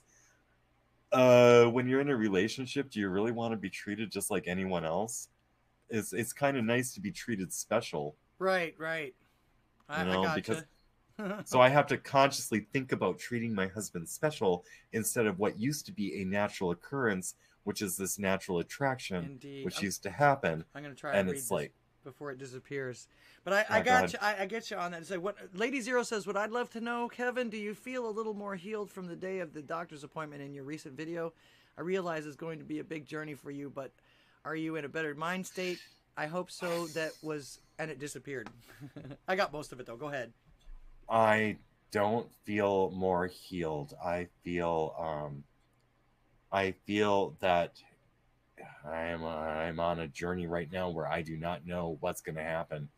I feel a little bit lost as far as like medical goes. Yeah. Because I've never done this before and they don't have a plan for me. It's like they don't know what's going to happen either. They know that on a medical aspect, they know what's going to happen with me hormonally. Mm-hmm. However, they don't know the psychology of what happens during this process. They don't understand any of the consequences. Like, they don't know what other maladies may present because of this. Because we're talking about shocking a system with hormones. Yeah. We're talking about taking a biological male, stripping that biological male of the testosterone, replacing it with estrogen, and then replacing the estrogen with testosterone.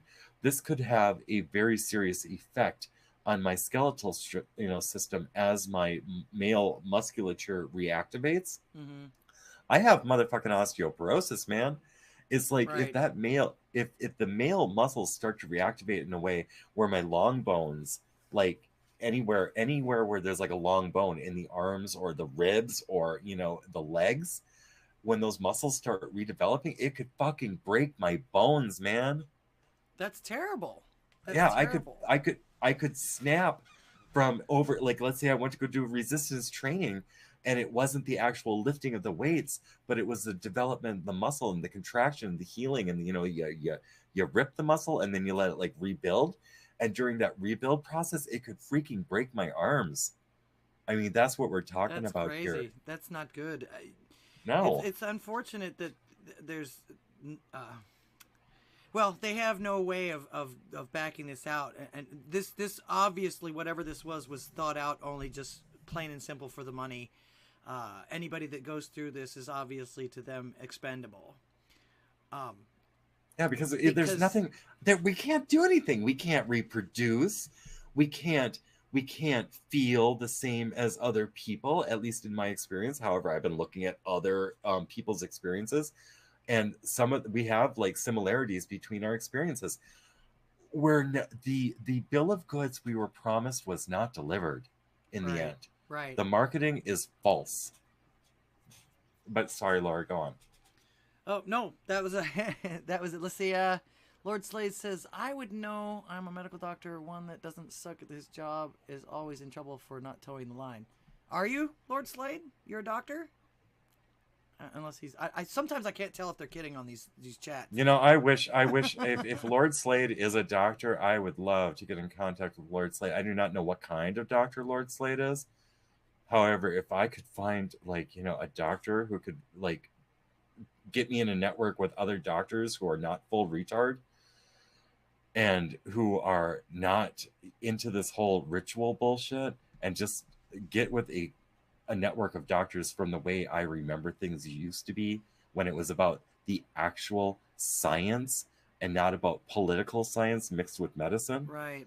I would love to get an underground network of doctors. I would love that. One of the things that folks like you seem to need is a support system of some kind, like even if it's just a group of people that can commiserate together. And because sometimes when you commiserate together and things like that, and something that happened to one person you may not have even thought about, but it'll be an idea, and it's like, well, hey, I should try that or something. You know what I'm saying? Or maybe they have their own doctors, or because I say you according to, and one of the reasons why I wanted you on my show too is because of the fact, again, freedom of speech. But at the same time, it doesn't sound like you all have any kind of sounding boards. Anyone that's gone through this program of changing you into something that you're not, and from what you tell me, from what I gather, from what hits me the hardest, is they literally have taken away the essence of your humanity and your manhood. This is only provided to me through pharma. I can only access this through pharma now, and now they are threatening to take that away unless I follow the rituals prescribed by the VA Medical Center. Right, which is atrocious. That's criminal. Absolutely criminal. Their ethics board does not see it that way somehow. They're not very ethical, in my opinion. Not in my opinion either. So, I don't remember what my point was there.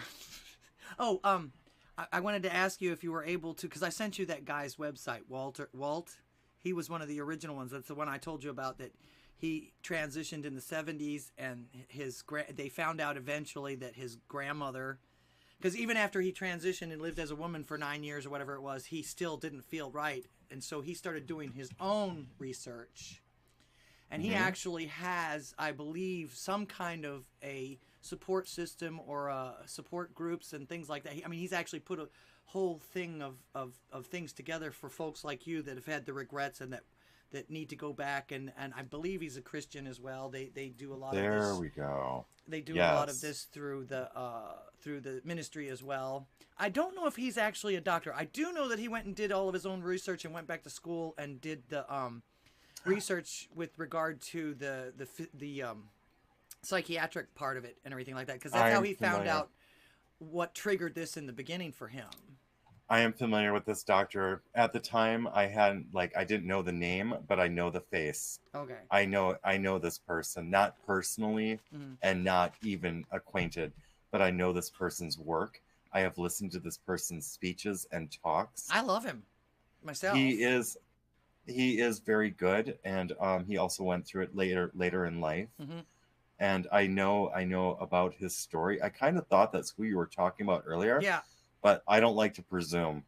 So, but now that I've looked at the link, yes, this is the same person. Okay. Well, I've actually been listening to him for about as long as this has been going on, because he's actually been warning everybody about it too. And like I say, with his regret and everything, from what I listened to him say, he wants to help people not go through this, because he was actually groomed as a child into this. Yes. So, I mean, this all fits together as far as that goes and everything like that. And he just happened to catch somebody that I guess wanted to make money off of him or whatever like that. Now, the unfortunate part, but he's very candid as well as far as this goes. And I thought maybe you guys could get together, because you're very candid about this as well. And neither one of you seem to have anything to hide. But it's also too, because again, you're saying you're repenting, but that's also part of it, is helping others through it as well, and wanting to be a part of that. So you're a good guy, man. You know, what can I tell you?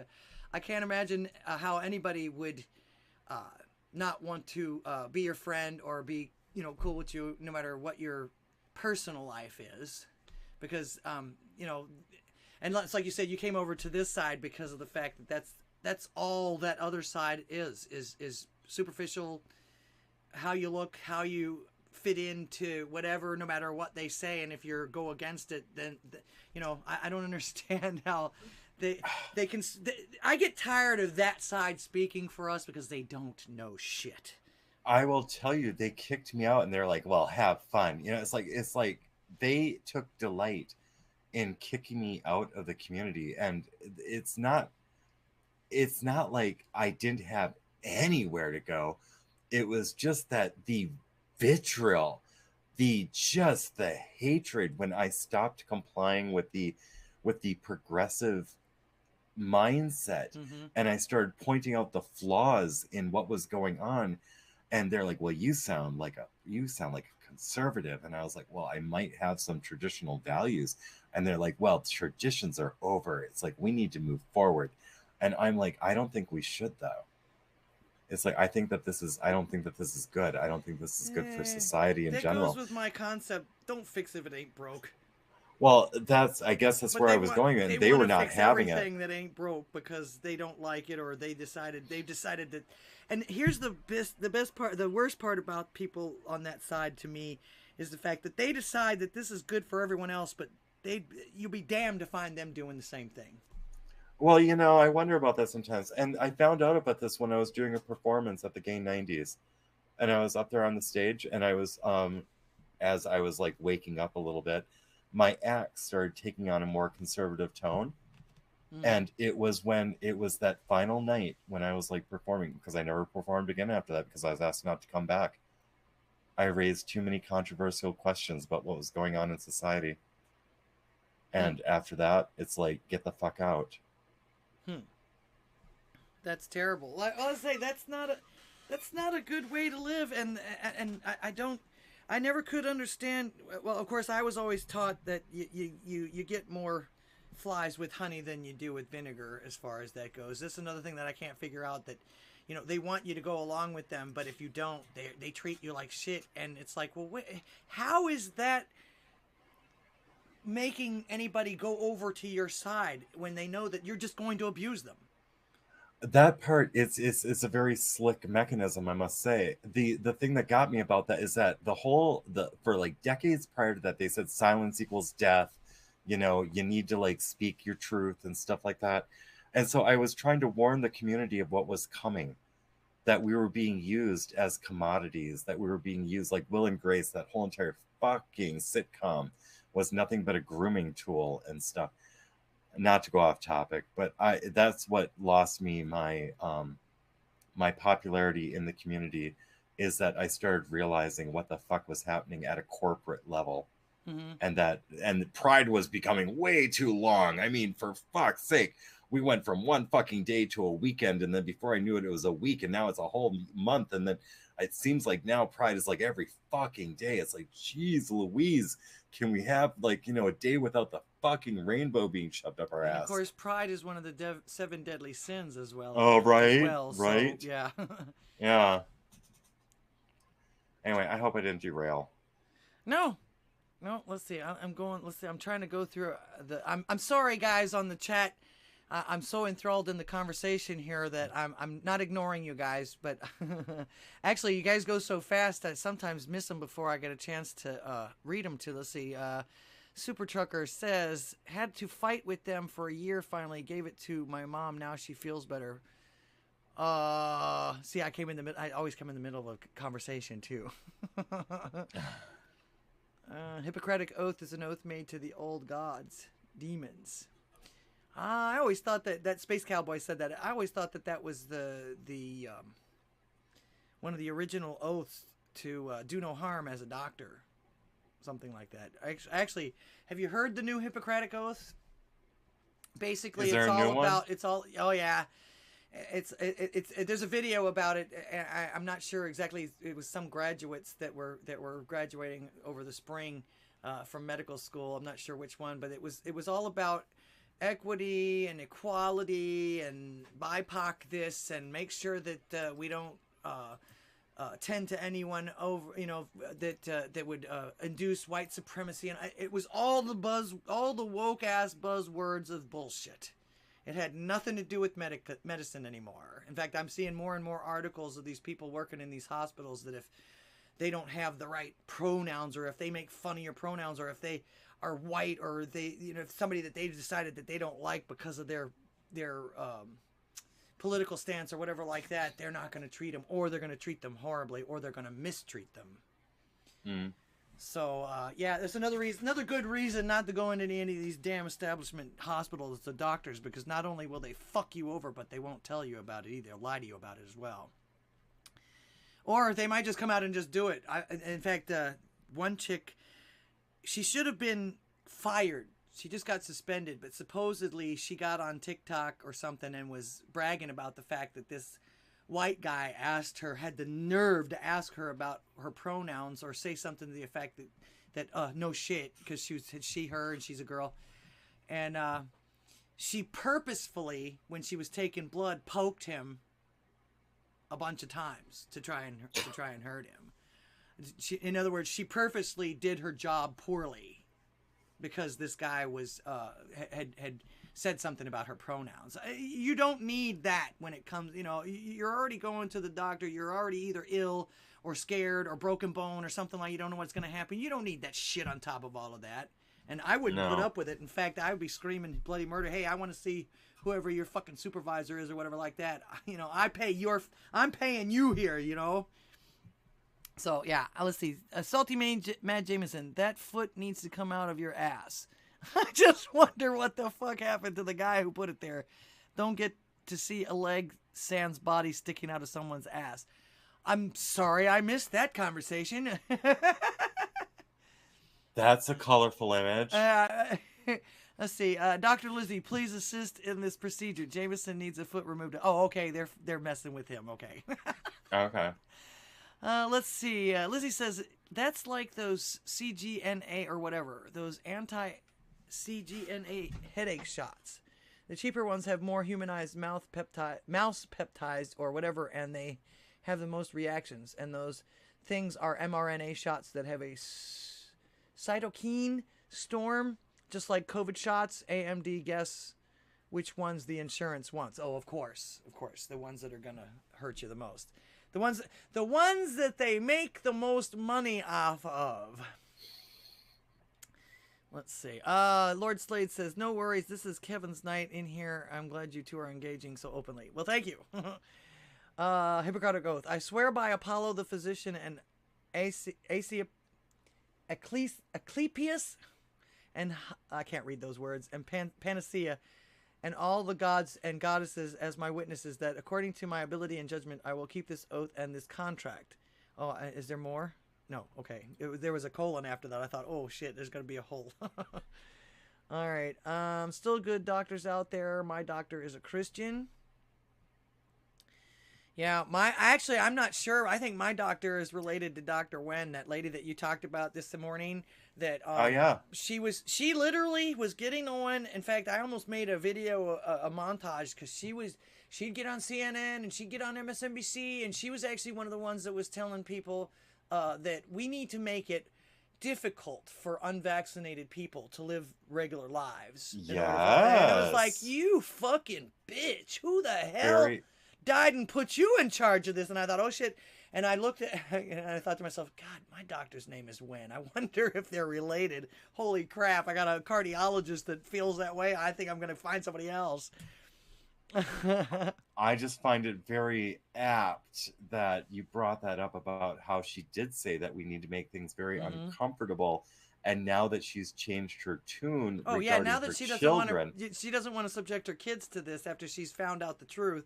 I saw that article. They've pretty much stripped her of everything. Does she even still have a medical degree or anything, or a doctor? I don't know, but I will say you reap what you sow.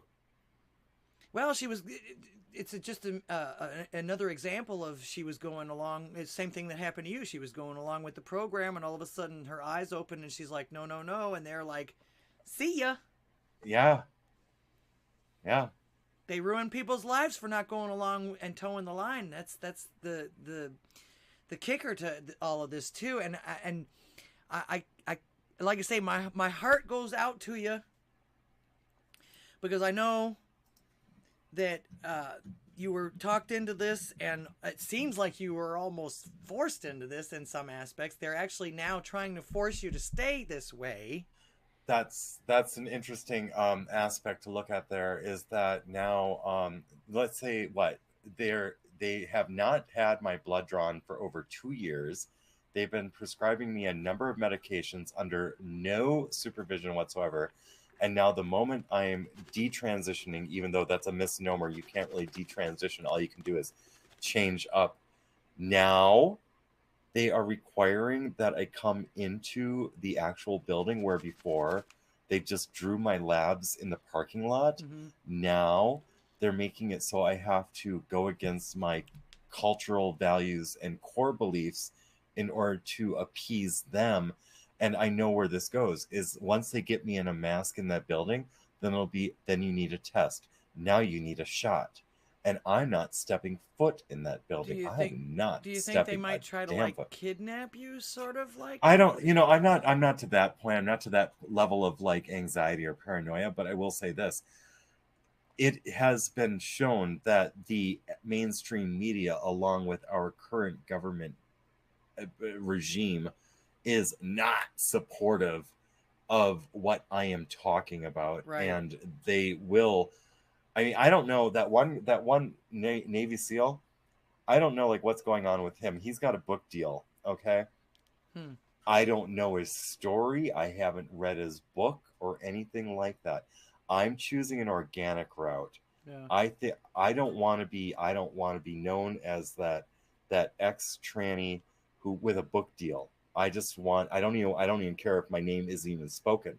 It's the message. I'm a messenger. Mm-hmm. But you also just want to be you again. You're fighting for your own life here, basically. Yeah. And in the video, I talk about how I don't want to make this detransition public, and what I want and what is necessary are two very different things. It's I could have said nothing. Mm-hmm. And just gone about privately and not discuss this with anyone. And what would I have done? what good would have come? Okay, I would have watched a bunch of kids to see the very thing.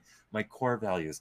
I didn't want to be a bad role model for children. So by being quiet, I would just allow it to happen around me and watch children be victimized by this system. Well, I think also and too, Christ is calling you to be this messenger as well, because you have gone through it. You've got the, he's qualified you in going through all of this. Maybe doing all of this and everything like that is actually his way of using you to be able to help others, because you know what's going on. You're able to actually answer questions truthfully, honestly, and with experience. You know what I'm saying? This could all be him calling you as far as this kind of thing for you too. I mean, because this is a reason why I do the call-in talk show and everything like that, and he actually leads me to the shows and everything like that. That's one of the reasons why I felt compelled to do this with you as well. But I feel like he called me to do these call-in talk show because of the freedom, the freedom of speech thing and everything like that. If I can just touch or bring one person, you know what I'm saying? That's what he wants. So absolutely, you might be there to actually help people that have gone astray in the same way that you did as well. And because you can commiserate, they'll listen to you. I will say, on the other side, there is an emptiness on the other side, a constant hunger and everything. And coming back and trying to get back on the path with God and through Jesus Christ and with the help of the Holy Spirit, I will say it's like I want for nothing, and I know that I risk losing everything. And I guess that's just something that goes with the territory. Yeah, indeed. Is you might lose everything while going down this path. I mean, it just seems, thankfully so far I'm still blessed, but those blessings are given and those blessings can be taken. Yeah. And all I have to have left is faith that in the end, that's it. That this is of my Creator. It's like, that's it. And all this worldly, whatever the hell all this was, there had to have been a purpose behind it.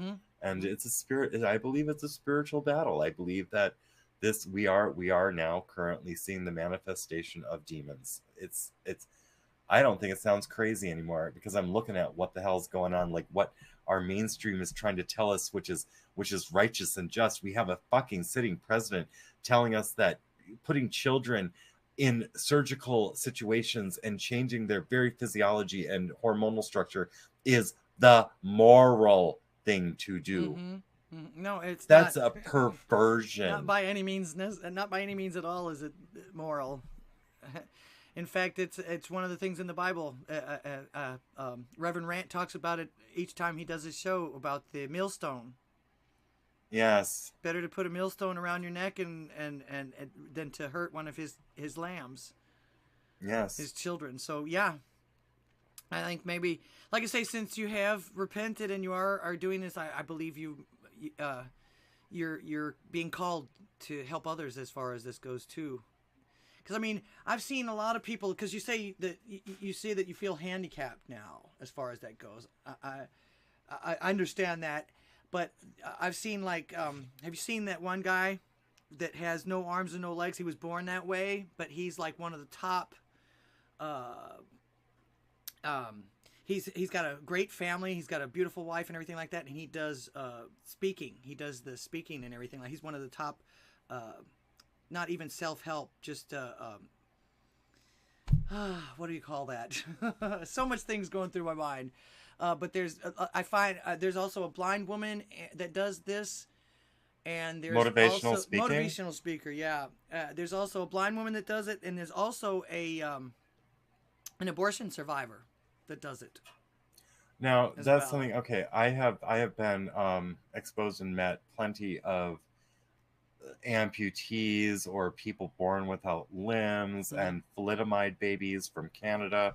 I'm not talking about the babies. I'm talking about the babies who grew up to be adults who have malformed limbs because of pharmaceuticals again. Right. I don't know the exact person you are speaking of.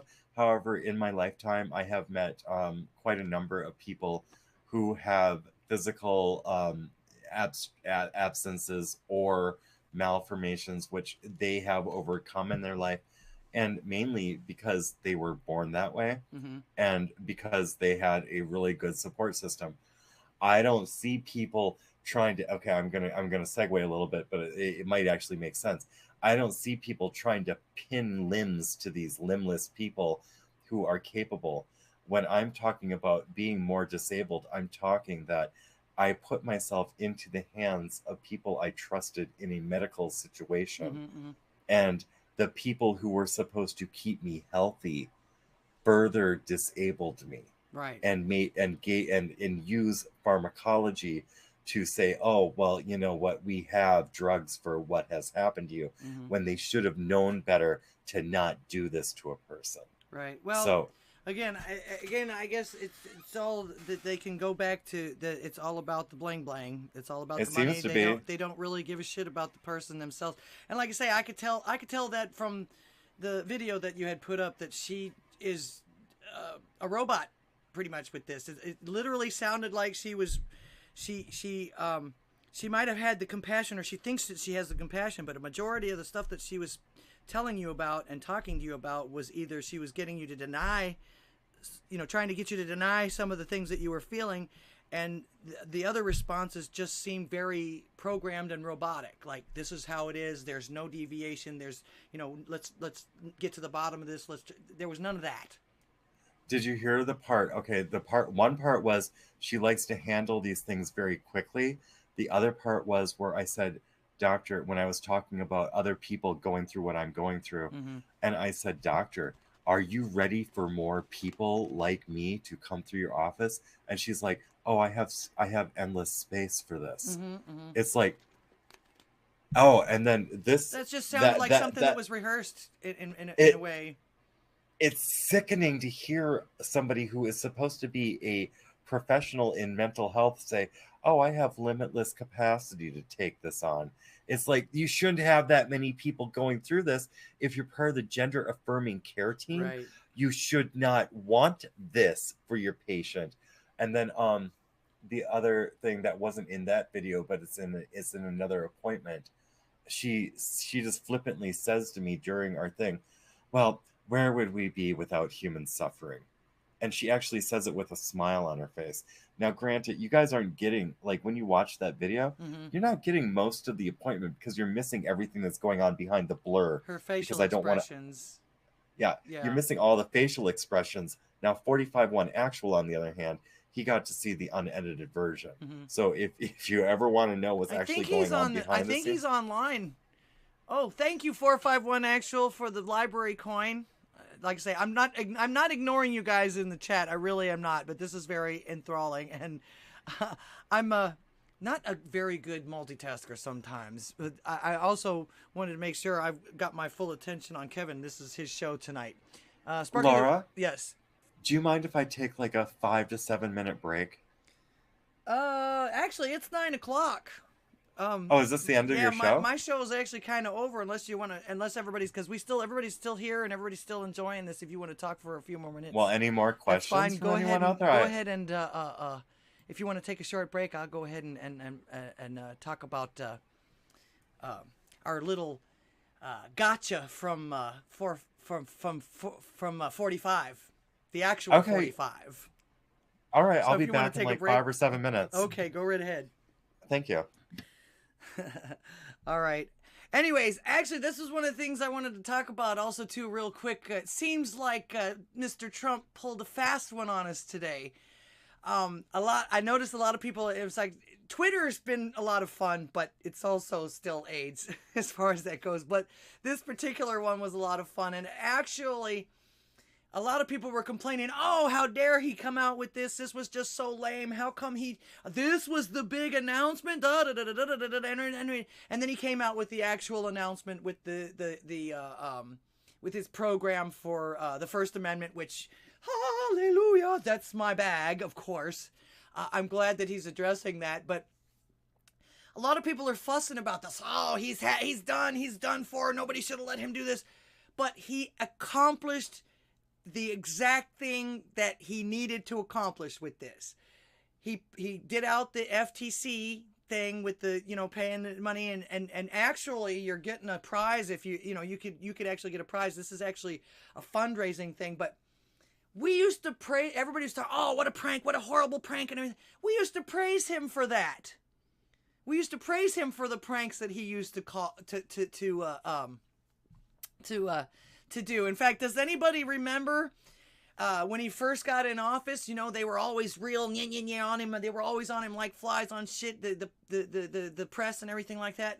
And he, I thought this was hilarious when he told the press he was going to be at this certain place, and it ended up being a whole bunch of World War II veterans giving each other their awards or whatever it was for that night or whatever and everything like that. And he didn't even show up until like 2.5 hours later, but he made the press literally live cover that whole thing, making them think that he was going to come up. I thought that was brilliant. And it was one of his pranks. So he did what it did though, because he literally used the first and main rule of celebrity or popularity, which is no publicity is bad.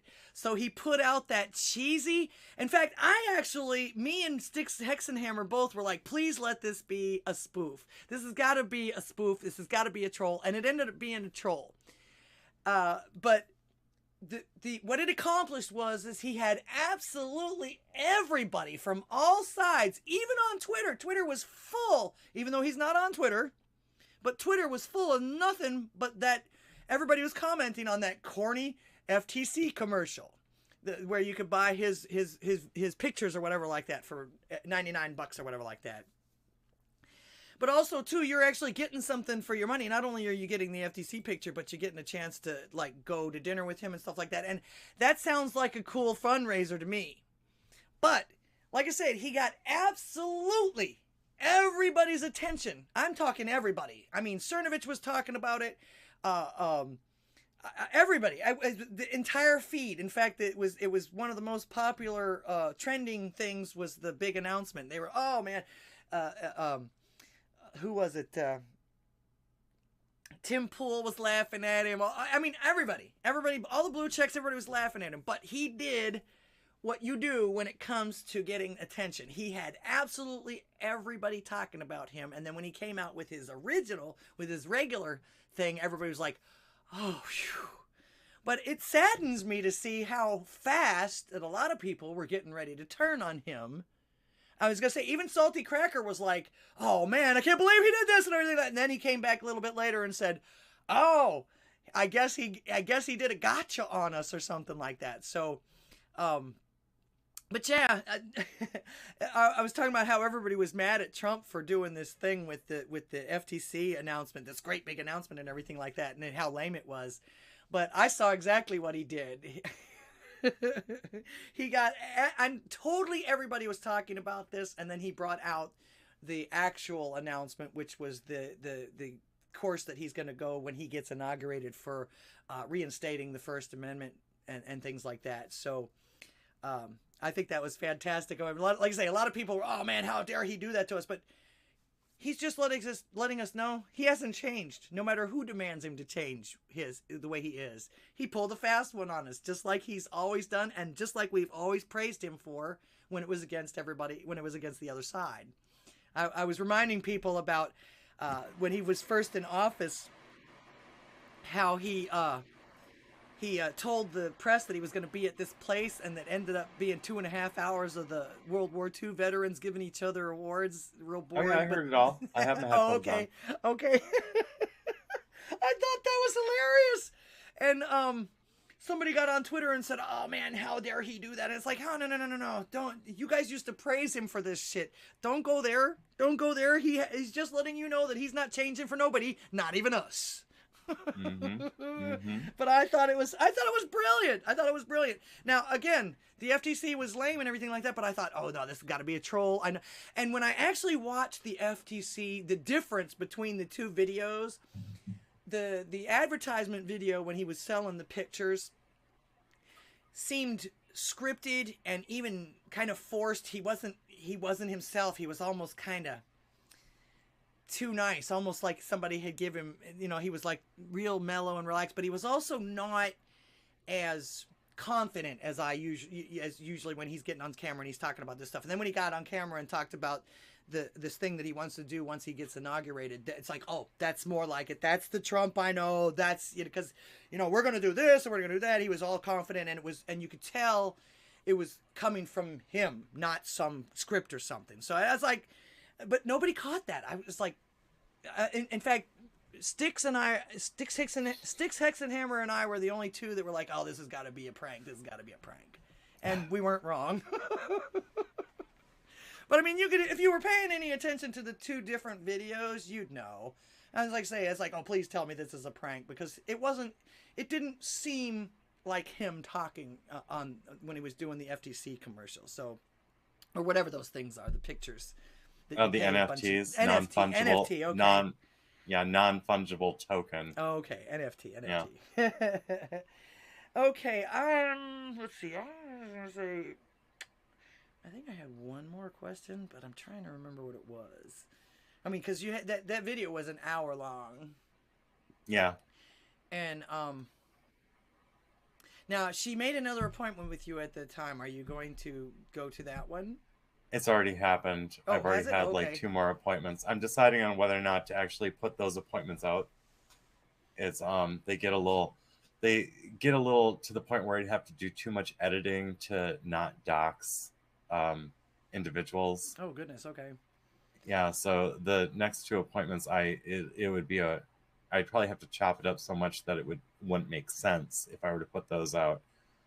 But yeah, the first appointment I put into a pre-stream during my non-recorded session, so people who were there saw the first appointment.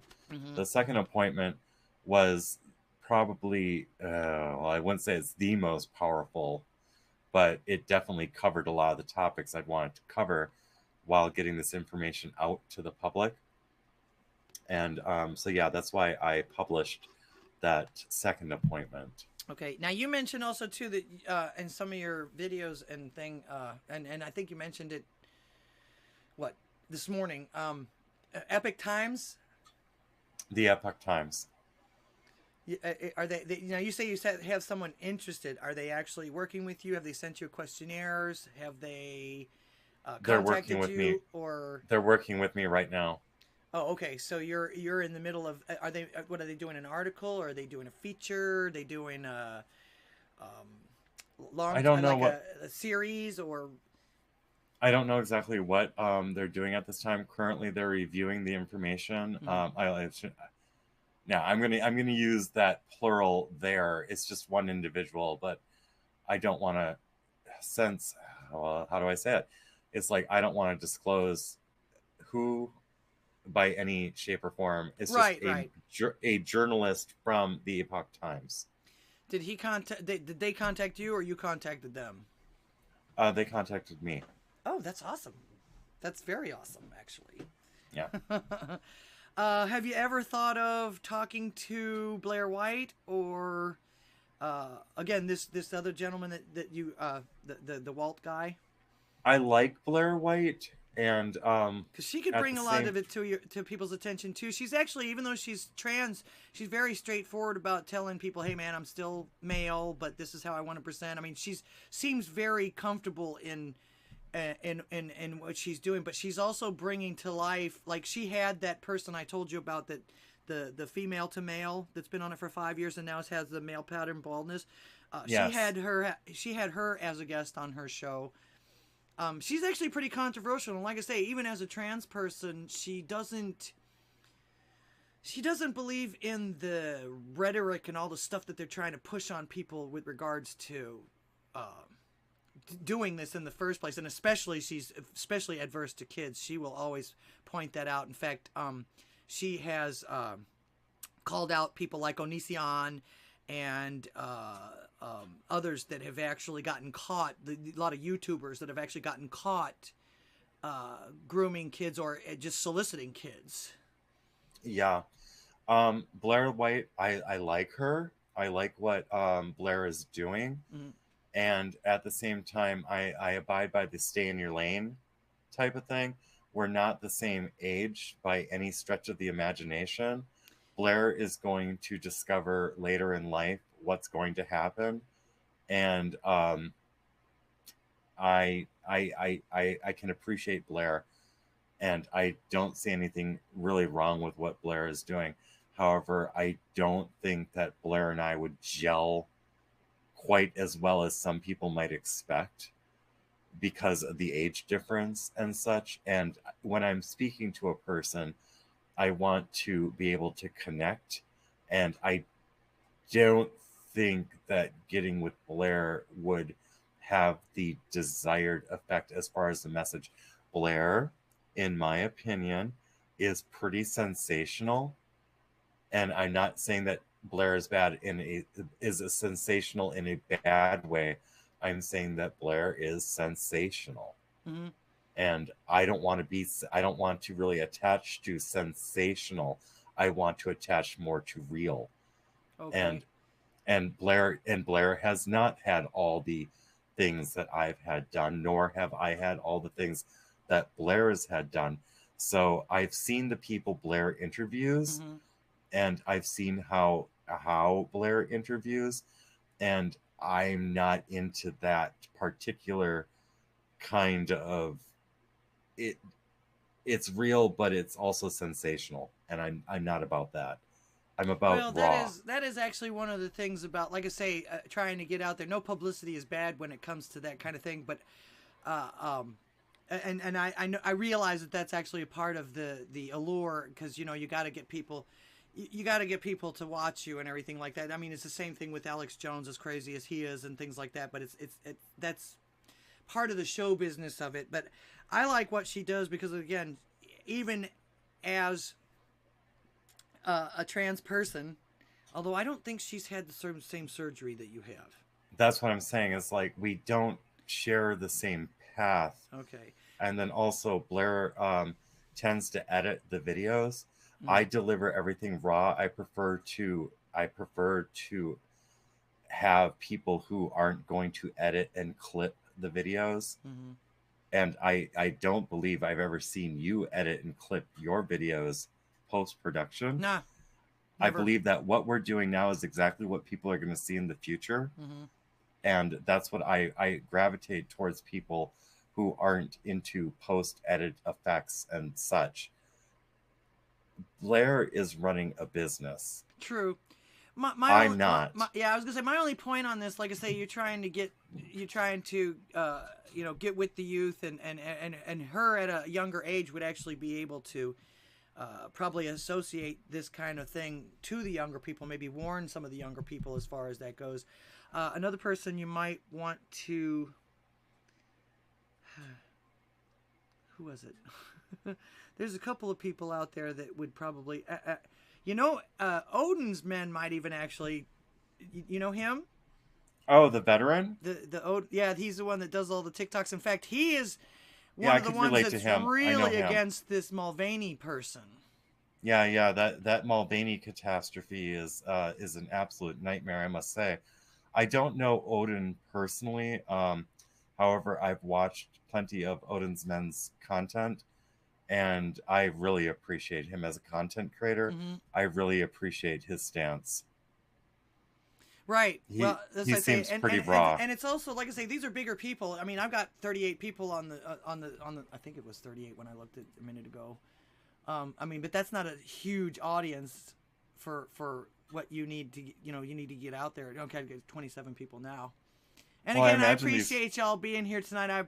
Thanks, guys, for being here tonight. This was kind of a little bit of a nerve-wracking show because it's another thing, he said that you have the ability to absolutely lose everything in all of this, but it actually, as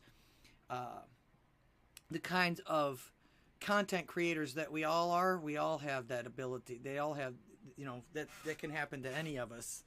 Mm-hmm. In fact, that was one of the first things that I thought of when I was actually compelled to try and do this too, because I knew one of the reasons was, like I say, I saw all of this censorship, and I'm going to try and fight that censorship and try and get regular people to fight that censorship because it's the only way to do it.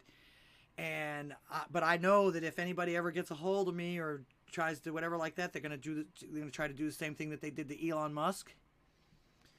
They could go after my children. I actually had to have talks with all of my children and let them know what I was doing and tell them, hey, it's possible that somebody could stalk you or somebody could try to hurt you to get to me, and things like that. It is a scare. The doing these videos like this, especially against the establishment, Yes. is dangerous, no matter how big or Yes. small you are. So, and I realized that from the get-go. In fact, I almost didn't do it, but God told me, he's flicking me in the back of the head. You better go do it. Under God, we will be fine. Under God, we'll be fine. Mm-hmm. Okay. Was there anything else you want people to know? Oh, Do you just think we always missed anything? don't feel like you can't ask questions. The only way to find out is to ask the questions. Watching someone going through this is not the way that we should be finding out these answers. Unfortunately, this is the reality we are living in.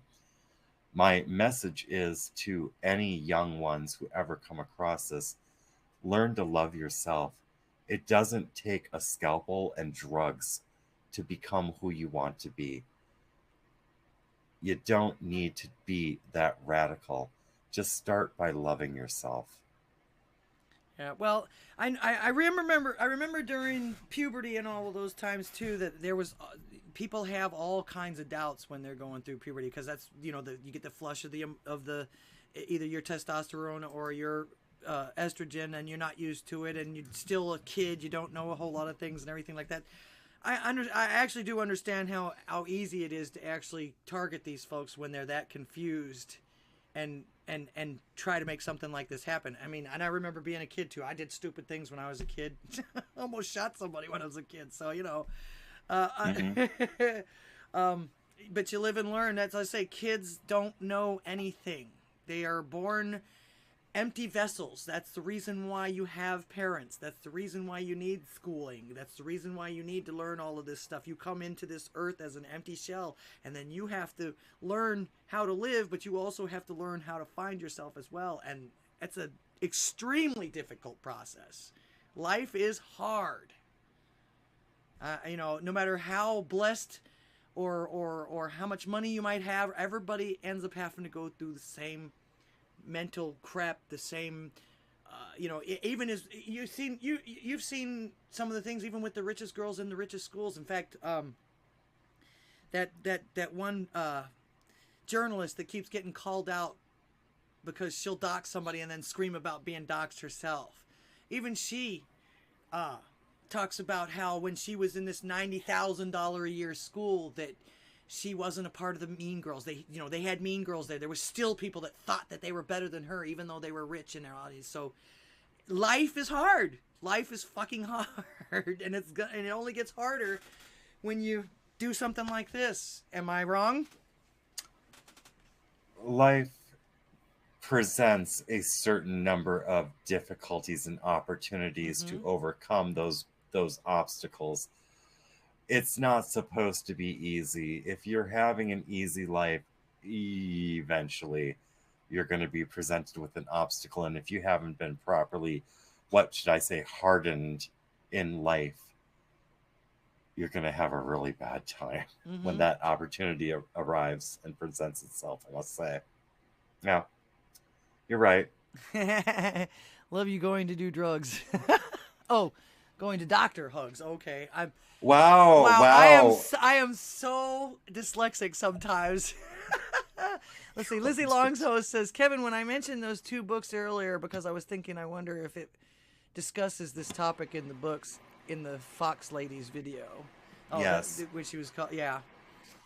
So, yeah. And actually, when it all comes down to it, you only have you. Nobody else can live your life for you. Nobody else can tell you how to live your life. Nobody else can feel the same things that you feel. It's like trying to describe what something tastes like to you. You know what I'm saying? They would have to taste it through your taste buds or see it through your eyes, and that's not possible. That's never possible. I did a video about that once. I was like, define the flavor of chocolate. Yeah. Like that was the name of the video, and it went over that. Yes, I understand what you mean with that analogy. So yeah, love yourself, love God. In fact, God will actually help you to love yourself. Oh, absolutely. And that's what he wants. That's what he wants. He made you in his image, and he doesn't want you to deviate from that. And there's a reason. We're looking at him now. We have an example here, and many of the examples that we're seeing also too are the children. Like I say, you're going through this about the same rate as a lot of these kids were. They started at like 15, and now they're 21, and they're having the same problems that you are, but it's because they're being fast tracked for it. Because that was one of the things that made me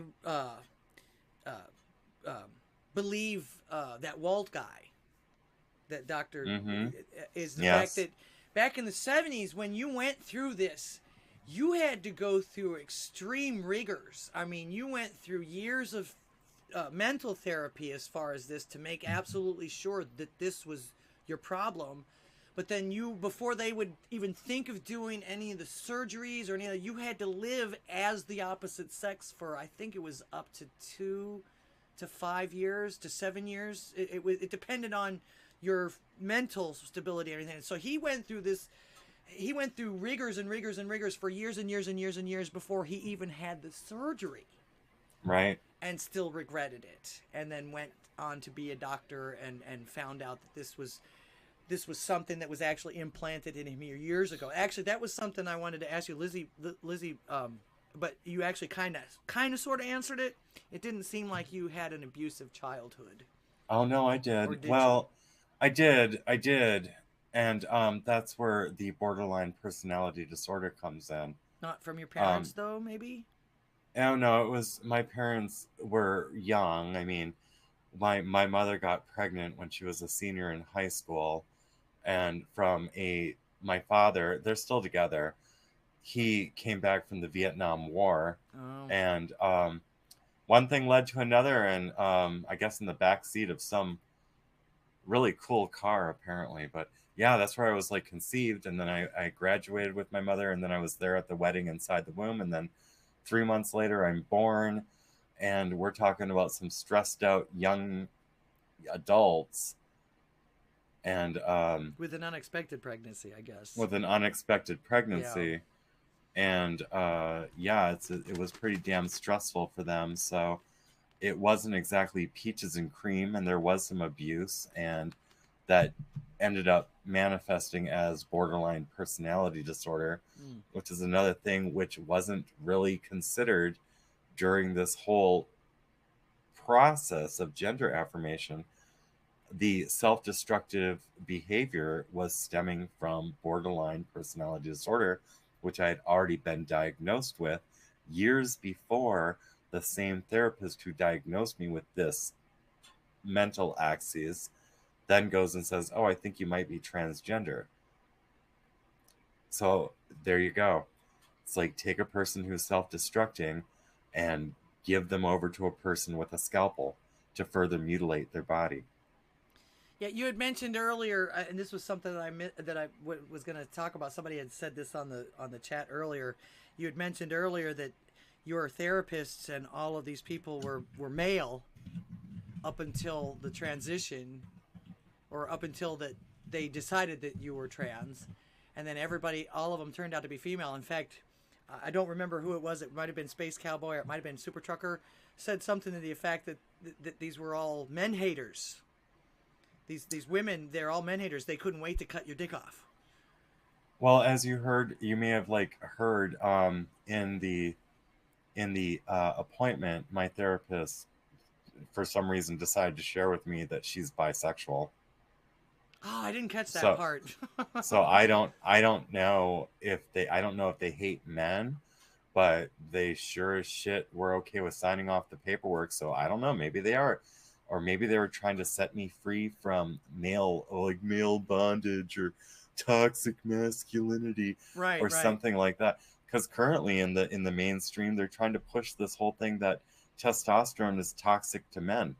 Like they're trying to say, no, men should not have high Just testosterone. like because carbon dioxide is bad for the earth. it's so much pseudoscience.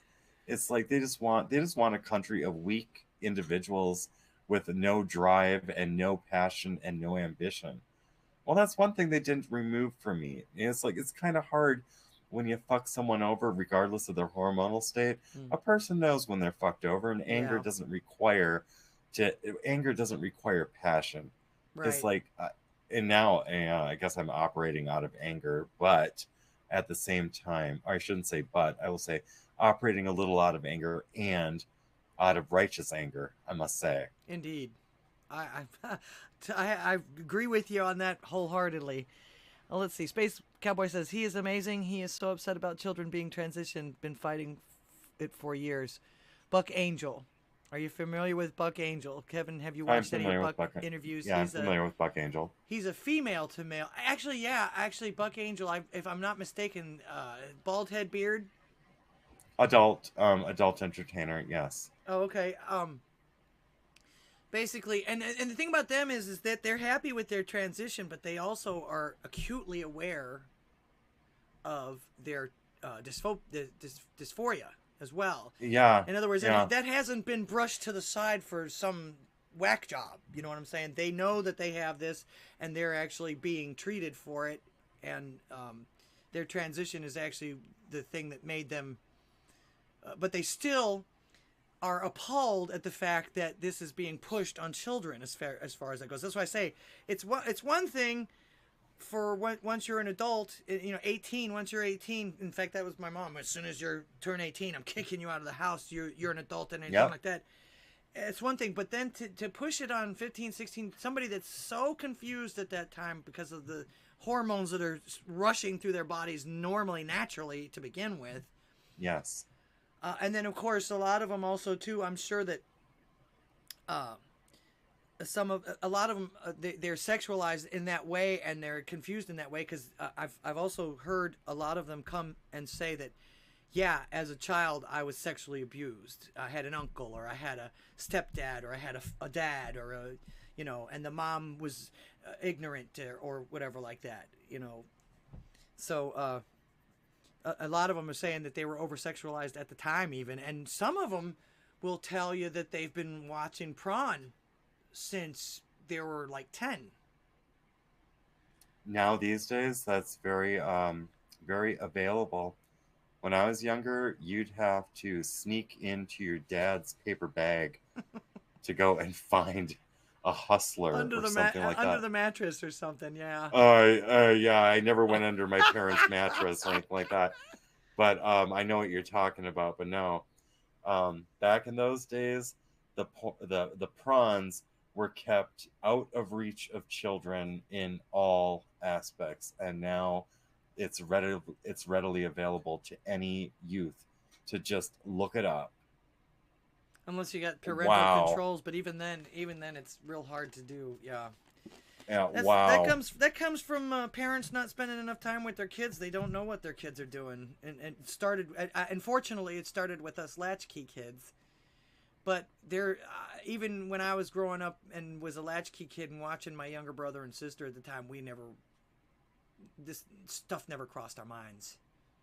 No. And as a matter of fact, when I was younger, I remember if we ever did come across it, it was something that you'd like point and go, ew. Or laugh. Ew. Or laugh. Look at her underwear. Yeah, it's like we were not interested in engaging with that particular aspect of life. It's like, let's go out and play jarts or horseshoes, or let's go play baseball or soccer or something like that. Or let's go and like roll around and those cable reels that you could knock some of the panels out and get inside the cable reel and go and roll down a hill somewhere. It felt like a free ride. Prawns and adult things for kids back then? No. Wasn't even a thought. Even, like I say, even as the original latchkey kids that didn't have a lot of parental supervision, it just wasn't, unless you were a jock or something. And then sometimes they would bring it into school and things like that, and they would get like if you watched Back to the Future, You know, when the guy got caught, it was taken away from them. It wasn't something. This isn't appropriate. You shouldn't have this here. So, they now the Marxists in the schools, man, they have zero morals. Either that, or they've been trained along with the rest of us, and a lot of them are our age now too. Maybe they were latchkey kids that were, got a hold of. There's been Marxists in the system actually since, well, they've been trying to take over America since World War II again, for all of that. That's when actually a lot of the Marxists and everything started moving into the colleges and things like that. That's why eventually, after 20 years, you had the Summer of Love, things like that.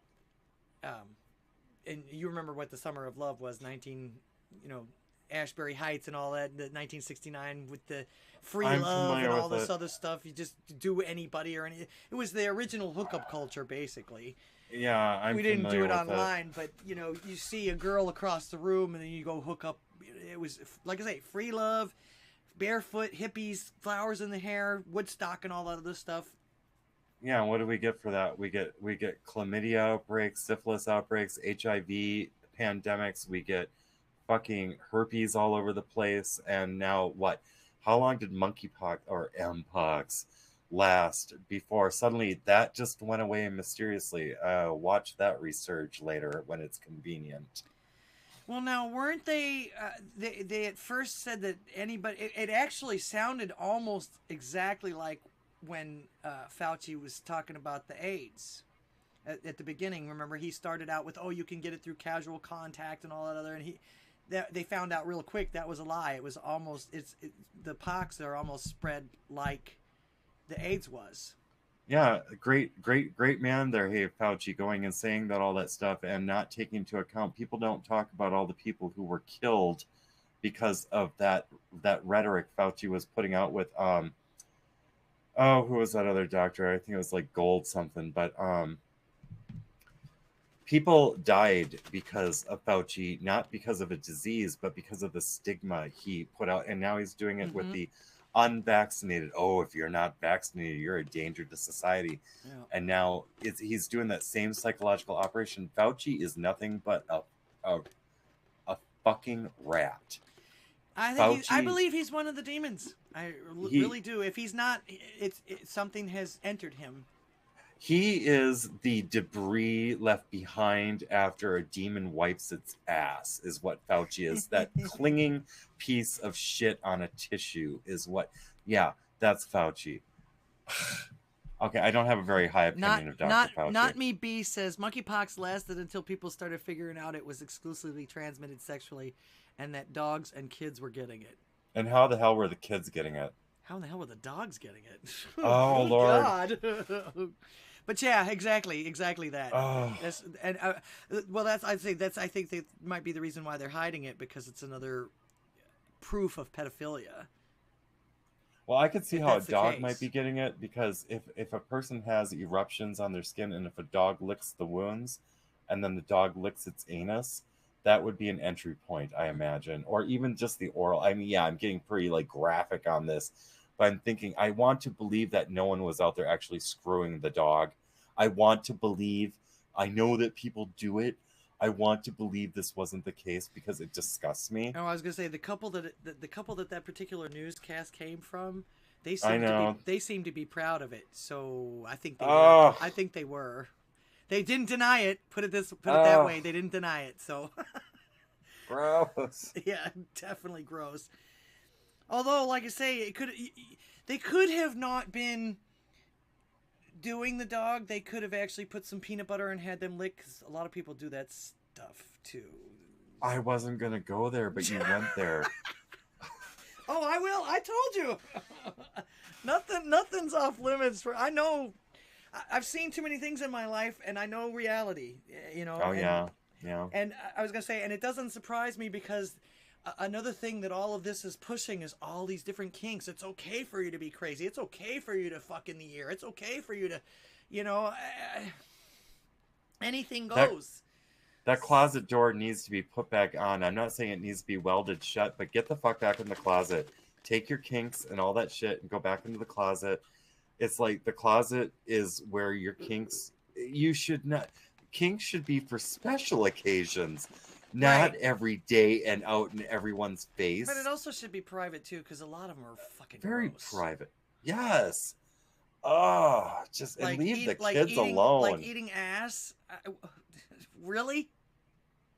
Some people are into it. I mean, but it's like, just leave the kids out of it. That's all I've got to say, and leave the rest of us out of it too. I don't want to know what everyone's getting up to. No. I don't go around telling people what my husband and I are getting up to, or anything like that. It's like, that's my business. It's like, I don't need to know other people's business, and I sure as shit don't want you telling the kids about your damn business. Right. Because let's just let the kids grow up. Oh my Lord. Yeah, let the kids be kids. Buy them hula hoops and roller skates.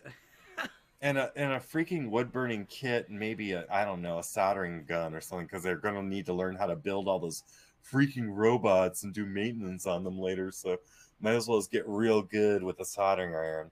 Yeah, but let them play ball outside. Let them get exercise. Get on the monkey bars. Definitely. Yeah, definitely get them active. Oh my Lord! There you go. There's not me, B. There you go. I really wonder how the dogs got it. Yeah. That's great. And one of them was probably Sam, that nuclear waste person who just like stole all the why? Look at that. What in the hell is going on? Kids don't need to see this. Put it this way, it'd be one thing if they were like playing horsey or something like that. But they're in bondage gear. They're not fully dressed. I mean, it would even be better if they had a fursuit on around that guy is going to be in a sling later, hanging from some BDSM bullshit with a fist up his ass, thinking about that little girl. That's the reality of it. That's what is fucking happening. These people, oh, for fuck's Another sake. way that they're trying to justify it too is the fact that they're literally trying to accuse people that are talking about groomers of only talking about LGBT groomers. That's the only people that are groomers. I can tell you from experience that it is not just LGBT. In fact, I didn't even know what an LGBTQ was until I was 18 years old. Yeah, this is not exclusive to any particular sexual proclivity. Pedophilia is just grooming. Grooming is grooming. I was having problems with both my grandfather and my father at the time, or stepfather at the time, and they were both as heterosexual as they come. So this isn't. And like I say, they're trying to justify it. They're trying to turn it away from, oh, you're only talking about us. How dare you single us out? And no. And if you knew anything about that, in fact, a lot of these LGBT people are LGBT because they've had that kind of a problem in their youth. They've been abused by someone in the family or someone that was actually hetero in their youth. So yeah. So no, don't try and justify that shit by saying, "Oh, you're singling us out," because no, we're not. It's kid fuckers in general. Yeah. You could be a fucking alien for all I care, and it would be wrong with you. Yeah, actually, that's a retired medic. That's a retired medic and airborne. Mm-hmm. That person. Oh my! And decorated. He's actually being investigated now, supposedly. This reminds me of the sergeant who groomed me when I got to Fort Hood, and I imagine sold me to Marcy in Austin, Texas. And got me into the whole adult entertainment because it was this kind of a person who befriended me when I got to Fort Hood for permanent party, and I imagine he made quite a bit of money as a finder's fee for finding me on Fort Hood, and then I didn't leave the military. He was like a pimp or something, then, eh? He got me in contact. He had to have been paid.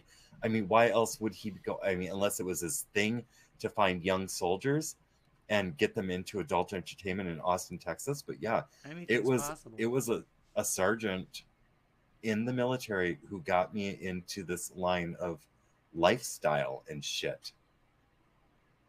It is really sad to know that, I mean, you have to go through background checks, guys. When you're going in through the military, back in my day, I had a clearance They did a thorough background check into all aspects of my life. How the fuck aren't they catching this kind of shit? Well, they're accepting it, evidently. It seems like that it's all acceptable now. In fact, I know Trump actually got rid of it because of the fact that they were trying to get this thing across to where if you get in the military, they'll pay for all of this, the surgeries and all that other stuff. You can just actually go to the military and become trans. But Biden got rid of it almost immediately. In fact, Biden's not ruling by anything but spite, in my opinion. He got up there and Trump is a clown. I'm just erasing everything he did. I don't care if it works for you people. I don't care if it's going to ruin y'all's lives, and it is. Mm-hmm. But yeah, he didn't rule out anything other than spite, period, and is still doing that. In fact, he keeps. I've noticed he's calmed down on it a little bit, but this ultra MAGA shit and the Red Scare speech that he did, nope, he's an asshole. You're talking about the one Biden did. Mm-hmm. Interesting. He does a Red Scare, and now his motif is basically red. Yeah. Like anytime he's in a dimly lit space, he's got all that red around him. Interesting how that works. Well, I think it might possibly be a signal to the rest of the demons in the establishment, if nothing else. Well, he lies freely and calls things which are clearly immoral moral, Mm-hmm. while calling things which are moral immoral. So clearly, he's operating at some level of and has all his life. In fact, I get the feeling that he, even as inept as he's always been, he has sold his soul to the devil to actually be in the politics for as long as and for as many things as he's done in politics. Maybe we'll find out someday. Maybe during judgment. I mean, I'm not guaranteeing. I'm not saying I'm guaranteed to go to heaven, but I get a feeling that at judgment we'll be able to see everyone else's shit. My shit will be on display along with everyone else's. So maybe in judgment, maybe we'll know just how deep this shit was. You never know. You never know. You never know. We do know this of his kid, not Bo, not his pride and joy Bo, but that other one. It's funny how he never really talks about Hunter.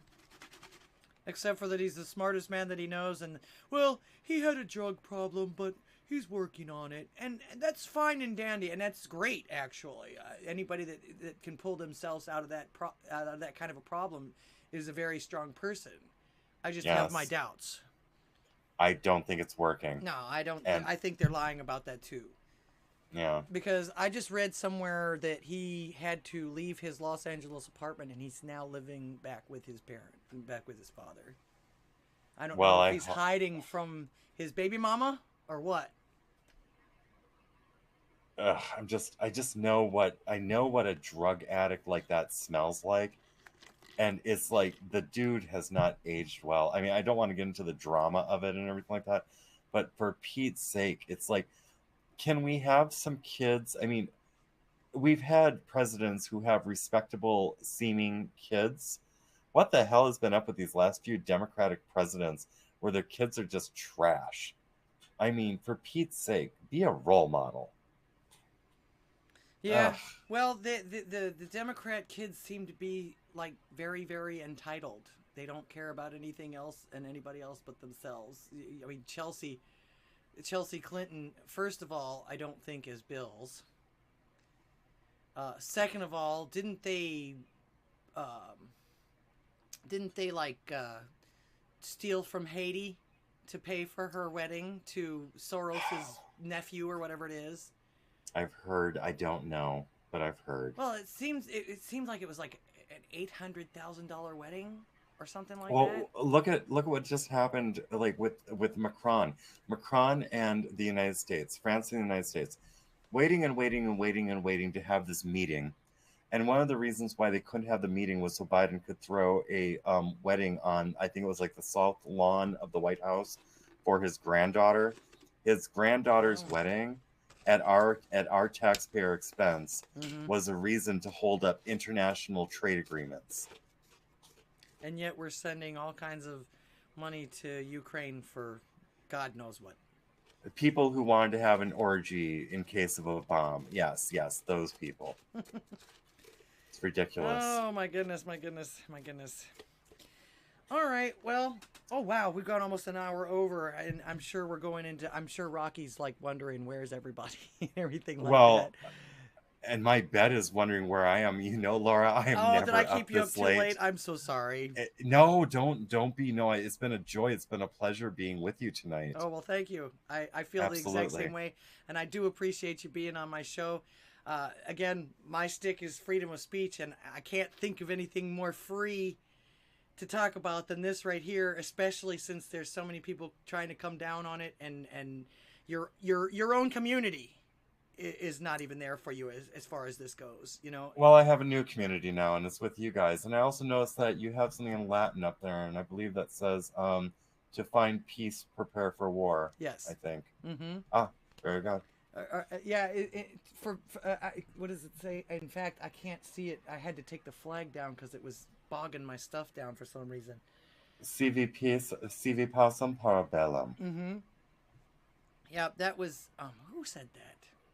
I forget who said that, but that was actually one of the. Well, that's one of our mantras in this group, basically. Mm. And, you know, you basically, if you want peace, you're going to have to be prepared to fight for it, basically. And yes. We're realizing that more and more and more as things go along. Because I'm telling you, they're rigging these systems and these judicial systems and these DAs and these people and everything like that are just being cruel to the victims by being kind to the criminals, and it's not going to work. Eventually, someone is going to snap. Now, we've been trying real hard to be nonviolent and everything like that about that and everything like that because of the fact that we realize that they're pushing and pushing and pushing and pushing and pushing until someone does snap so that they can turn around and go, see how bad I've warned you about this person, even though it's been 20 years that you've been pushing this person around, that they finally come around. But then they do that so that you will go nuts like that, and so they can point at, oh, see how terrible this person is, see how terrible, see I told you that they were violent, I told you need to put them away, and it turns into a red flag type of thing, and it gets turned around. But I get the feeling that that's not going to matter after a while, especially with the cheating on the elections and the all of this rules that they've made up for them but not for the other side, and that stuff doesn't stay. People don't stay getting beat up, you know, for forever. You know, people get tired of it. In fact, I got a girlfriend, she was with a guy for over 10 years that continuously abused her and was a narcissist and all this other stuff, and after 10 years she went, that was it, she was gone, no more. So yeah, people do eventually have enough. Yes. And when you start starving them and you start taking away their livelihoods and they're not able to do the things or be with their family and everything like that anymore, when people have nothing left to lose, watch out. Exactly. Watch out. Exactly. They're backing a lot of people into a lot of corners, and it's not a good thing. It's not a good thing at all. Sparky, welcome to the show. Praying for you, friend. Thanks for being a warning beacon to those who would head down your path. Yes, we do appreciate you, and because we've been watching this too, and it's almost it's kind of sort of the same thing as like with this thing, because one of the reasons why I'm so mad about this is like people like Dylan Mulvaney and things like that. They are literally not only using the worst stereotypes and trying to act like women, but they've got more rights than women do, and they're like erasing us. I've been talking about female erasure, biological female erasure. That is exactly what's happening. It is, I mentioned it during some of my appointments where I'm being asked, well, didn't you feel empowered? I'm like, how can I feel empowered by making other people feel like they can't enter a space safely? Right. It's like, how is victimizing someone by my presence empowering? I was like, sure, if I was a predator, I'd feel pretty fucking empowered, but I'm not a predator. Right. So when I would see biological women uncomfortable when I was in their spaces, I was aware that they were uncomfortable. And then it became apparent, oh, all this stuff that I see in the mainstream about, oh, you need to be tolerant and you need to do this and you need to treat people in a special kind of way and you need to like assuage your core values and don't be a bigot and don't be a phobe and stuff like that. It's like, you know what? People do get raped and people do get abused, and men will go and enter female spaces and claim to be whatever they're allowed to be. If these people, I mean, men and women, because you can have women as predators just as you can have men as predators. And when it comes down to it, if you give somebody an opportunity to take advantage of something, they probably will. If you give a predator the advantage, yes, that you can guarantee that a predator will take advantage of those situations. And this is what I became aware of, is that female erasure is happening. It needs to be stopped because women have their lives, and it is disgusting to me on a human level to watch another human being, regardless of their chromosomes or their genitalia, to watch another human's identity be erased with a fraud. When I was living as a female, I knew I was counterfeit. I would never want to go and take my facade and put it over a real woman who lives a real life, because my life was constructed. Yeah, that right there should have told you that you weren't what you were trying to be. That just that awareness. Well, they pushed it too far, Laura. That slapped you in the face, huh? Well, they pushed it too far, Laura. It was like at the beginning of my transition, I wasn't. We didn't have this kind of like political, like trying to force it down everyone's throat. I was just trying to live my life privately. Yeah. And I thought I was going to live my life privately. All of a sudden, the politics changed, and I'm now established as a trans woman, and I'm realizing, holy shit, it's like they're using us as a launching point for some really bad shit. And I was like, oh, I don't want to live like this anymore. It's like, okay, it's like that's part of the wake up. Is it wasn't just seeing children at pride events where sex is happening. It's realizing that, once again, international corporations are using a sect of people to market a really poor decision with real consequences. And in this case, they're trying to erase women. I don't know why.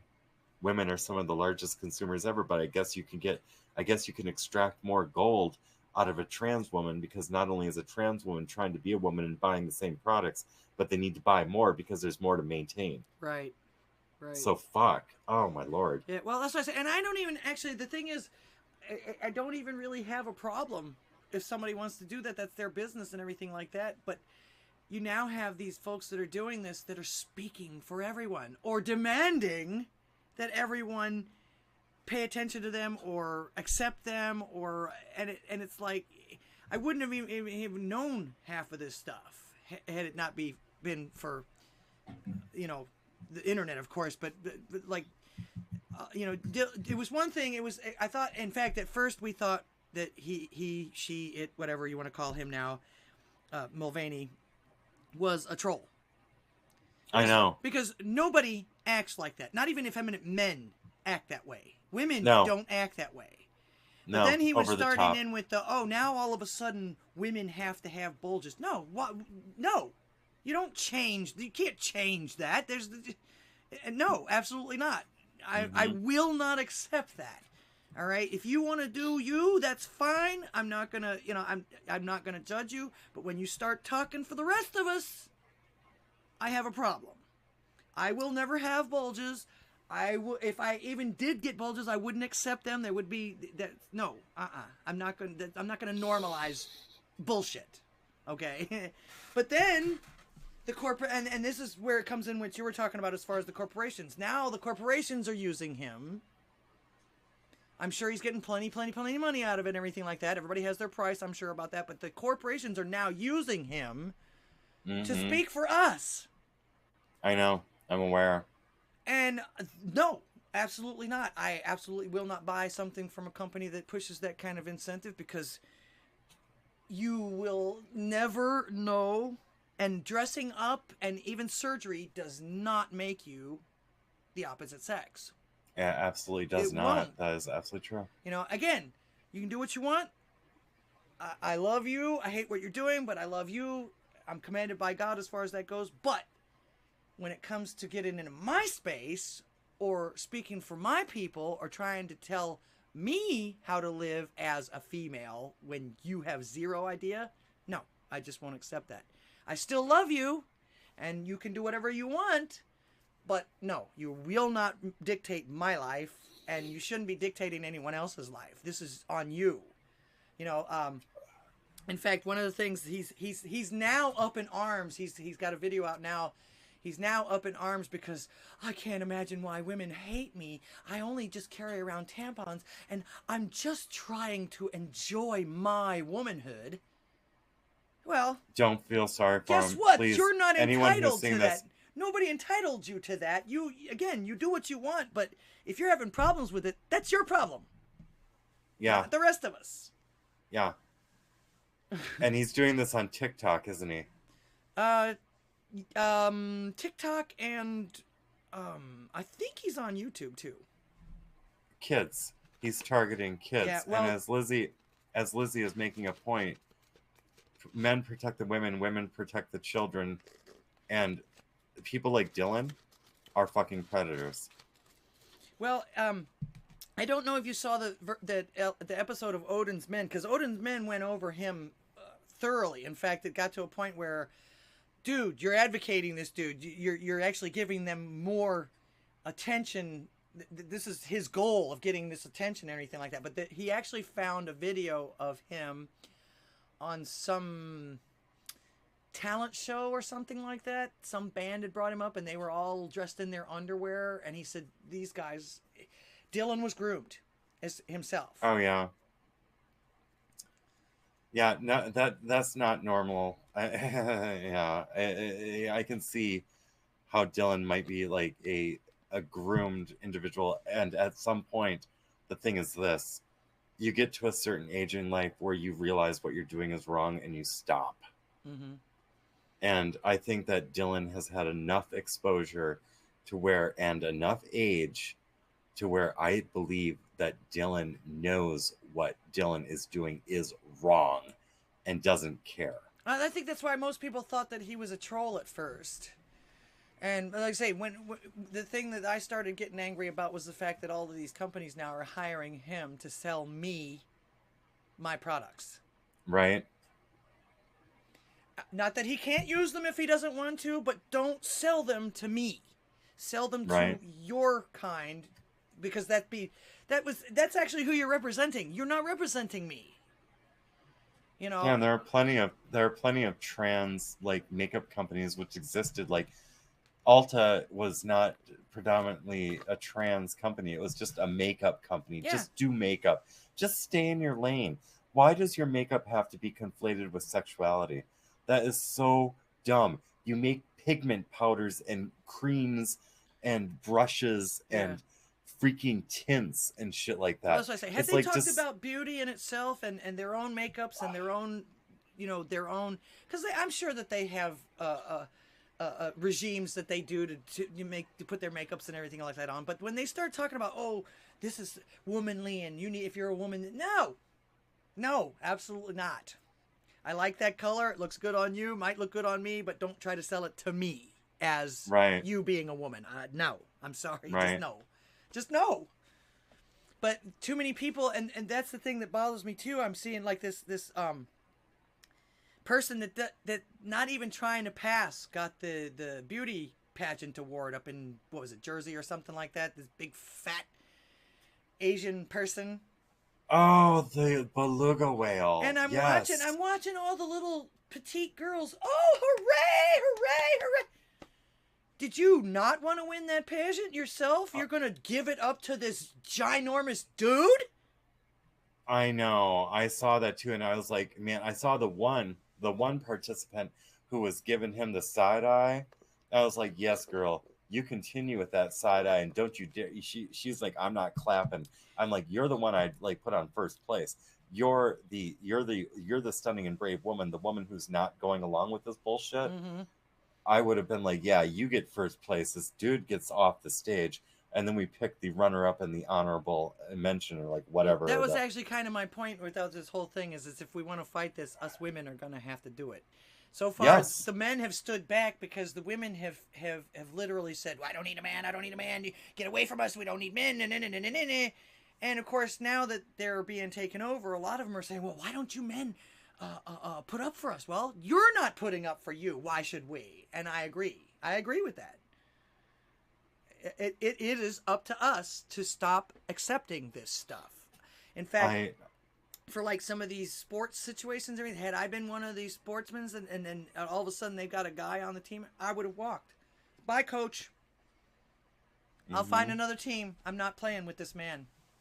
I don't care if he has tits. I don't care what he identifies as. And they've proven it time and time again. When you put even the trans women in with the women always get thrashed. Yes.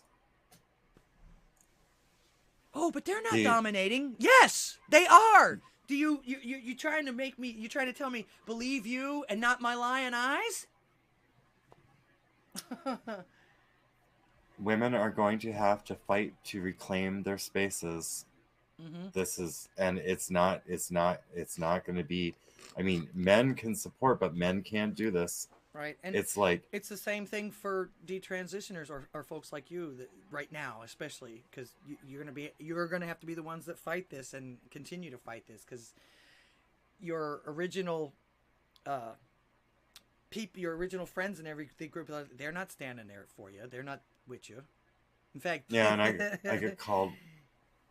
What do I get called now? It's like an alt-right conservative, or there are so many derogatory names they use for people like me now, and then also just knowing that in my file, it has me listed as having internalized transphobia in my medical file. And that's a bullshit made up word. Yeah. I'm not afraid of you. I'm not afraid of you people. I'm afraid of the things that you're going to make me do legally and everything because of your dysphoria or because of your la-la landness. But I'm not afraid of you. And I don't have what is it? Phobia is actually it's an irrational fear. I don't have any irrational fears of you fuckers. Other than the fact that I think that you're going to kick my ass if I disagree with you or something like that. Like I say, one of the reasons why I wanted to get with you also, too, is because of the fact that you remind me of the type of people that I used to hang with all the time. Real people. The real gay people that I used to hang around with all the time. They weren't offended by everything. They wouldn't even look sideways at a child, and if anybody did, they were shunned. You don't mess with the kids. It was all adult entertainment. Every single bit of it was adult entertainment. I mean, because I've known trannies, I've known female impersonators, I've worked with them. I'm in show business. I mean, a lot of gay people are in show business. In fact, back in the 80s and early 90s, women would actually gravitate towards gay men because they wanted the men's company, but they wanted to feel safe that they weren't going to get raped. You're right. And that kind of thing. And like I say, most of my friends were gay males. And they weren't anything like they are today. In fact, I'm afraid of some of... I don't have an irrational fear, but I'm afraid of some of them now because they're so militarized and so rabid about this stuff now. You can't complain or you can't criticize anything or you can't ask any questions. Well, that leaves me to not trust you, first of all. And secondly, how can you have any kind of friendship if you don't have back and forth? If you don't have, basically you're lying to me about everything about you. So again, mostly it's a trust issue at that point. It's like, how can I trust you in anything at that point? They're not teaching that kind of like deeper human relationship understanding. They're teaching what's relevant. Like, are you relevant? If you're relevant, I like you, and now I don't like you. It's all thumbs up, thumbs down. What dopamine hit can I get from the other person? It's a very codependent way of living, which they're teaching our new generation. It's not a lot about originality nor about standing on your own. It's very much about being codependent and slightly changing history to fit your whims at the time, or your feelings are very, very important to these people. They're very soft, they're weak, they're not going to make it. The real world is going to eat them up. Oh dear, did I just say all that? You're not wrong. You're not wrong. And like I say, with a lot of this stuff going against not only changing people into something that they're not and making them not able to do regular or normal human activities and feelings and things like that, they're literally breeding us all out of existence. Yeah, that too. And replacing us with kinky sex, whatever. This is gross. But they're not even going to procreate. Like I say, people aren't going to be able to procreate, and then you got all these people that want to kill off all the men, and it's ridiculous. It's not real. It's not real. It's not the way to continue to live or be, again, it's one of those things, if it ain't broke, don't fix it. They're trying to fix everything that's normal or natural. Well, let God's judgment come quickly, or in God's time. I mean, I'm just going to say this, Laura, we might actually see the rapture in our lifetime. I'm just saying. I'm starting to think so too, but you think about it also too. My pastor at my church said, back in the World War II days, people thought that was the end of the world too. So nobody knows when he's coming. But like I say, people probably thought that too when we had the world wars and the things like that was going on. The depression, when people couldn't eat, they were the Dust Bowl and all that other stuff. Well, for them, the people who perished, it was the end of their world. Yeah, that's true. I mean, there were a lot of them. That's true. But I mean, there was actually folks talking back then that was the second coming too. So again, we never know. Things are gonna, put it this way, things are still pretty good when it comes right down to it. If it's gonna come, we would probably know it. There would be volcanoes. I think it would be much more earth turmoil than. People are going to kill each other and everything like that. You're just already seeing that in the cities. But I think it's going to also come along with more earth turmoil, as far as like the seas rising and the volcanoes, maybe even, that's what I get from some of the revelation. Well, we will see. Yeah, we sure will. See. The faithful shall be with him and protected with him. In fact, that's another thing I've read lately too, is the fact that even through all of this, if you remain faithful, you will watch it, but it won't hurt you. Oh, I hope so, because I go back to the Moses plagues, and if I recall the accounts of the plagues, the believers, I mean, even the people Moses was trying to save by crossing the Red Sea later, even they had to suffer the plight the Pharaoh and the Pharaoh's followers had to experience. I don't know if I'm remembering the story incorrectly, but not all plagues spare the believers. I'm just saying, sometimes the believers get tested even more during the plagues. Actually, that's true. It is true. But we're all human. It's not like God just goes like this and like this. I mean, it does. God is a just God. God doesn't play favorites. God is a just God. Exactly. All right. Wow, I'm way over schedule, and in fact, Lizzie Longtoe says she's having to go because her phone's died. She says this was a great show, but we need to do another one, and maybe we do. And actually, I would love to do another show with you. In fact, keep up with your progression, and also try to support you in your decision because I know that they're going to try and keep you like you are. In fact, you've already let us know that they're threatening to take away your medications if you don't stay the course. which to me is criminal. That's not what a doctor's supposed to do. Well, you're they're operating under the Biden edicts, so it's criminal, and it seems to be legal. So, well, you know what God says about legality. I'm familiar. Okay. Pastor Chatelet has filled me in on that. Exactly. I feel the exact same way, and I've always it's always been in the back of my mind. But there's even Christians falter, but we also get scared of these certain things that get told to us that aren't actually true, and it's just human. It's a human condition. But like I say, main thing is we want to keep up with your progress, but we also want to keep you public enough to where they don't take you away from us, because I know that if you get too popular or if people start following you a little bit too much with this and everything like that, the establishment has ways of fucking with people and things like that, including me and everything like that. But also too want to keep you supported in this. Yeah, I'm gonna say I feel it's very important because you are an individual. You're a very special individual in my opinion. You are someone that you're not going out to harm people. You actually have a conscience and you're real about this, and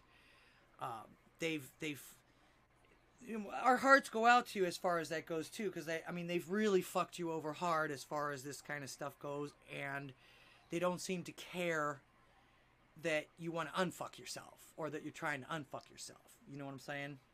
I know what you're saying. Does that make sense? Yes. Like I say, I try to keep things as simple as possible. It doesn't always come out as succinct and as eloquent as in some cases.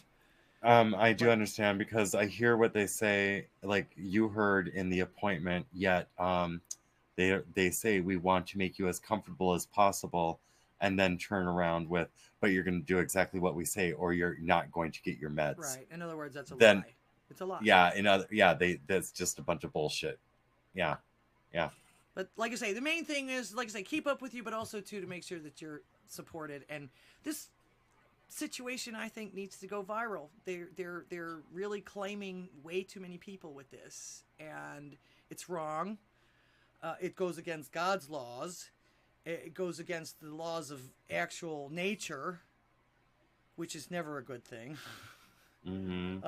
It's not nice to fuck with Mother Nature, and Mother Nature always finds a way to fuck you even harder if you do. So, I'm finding out. Yeah.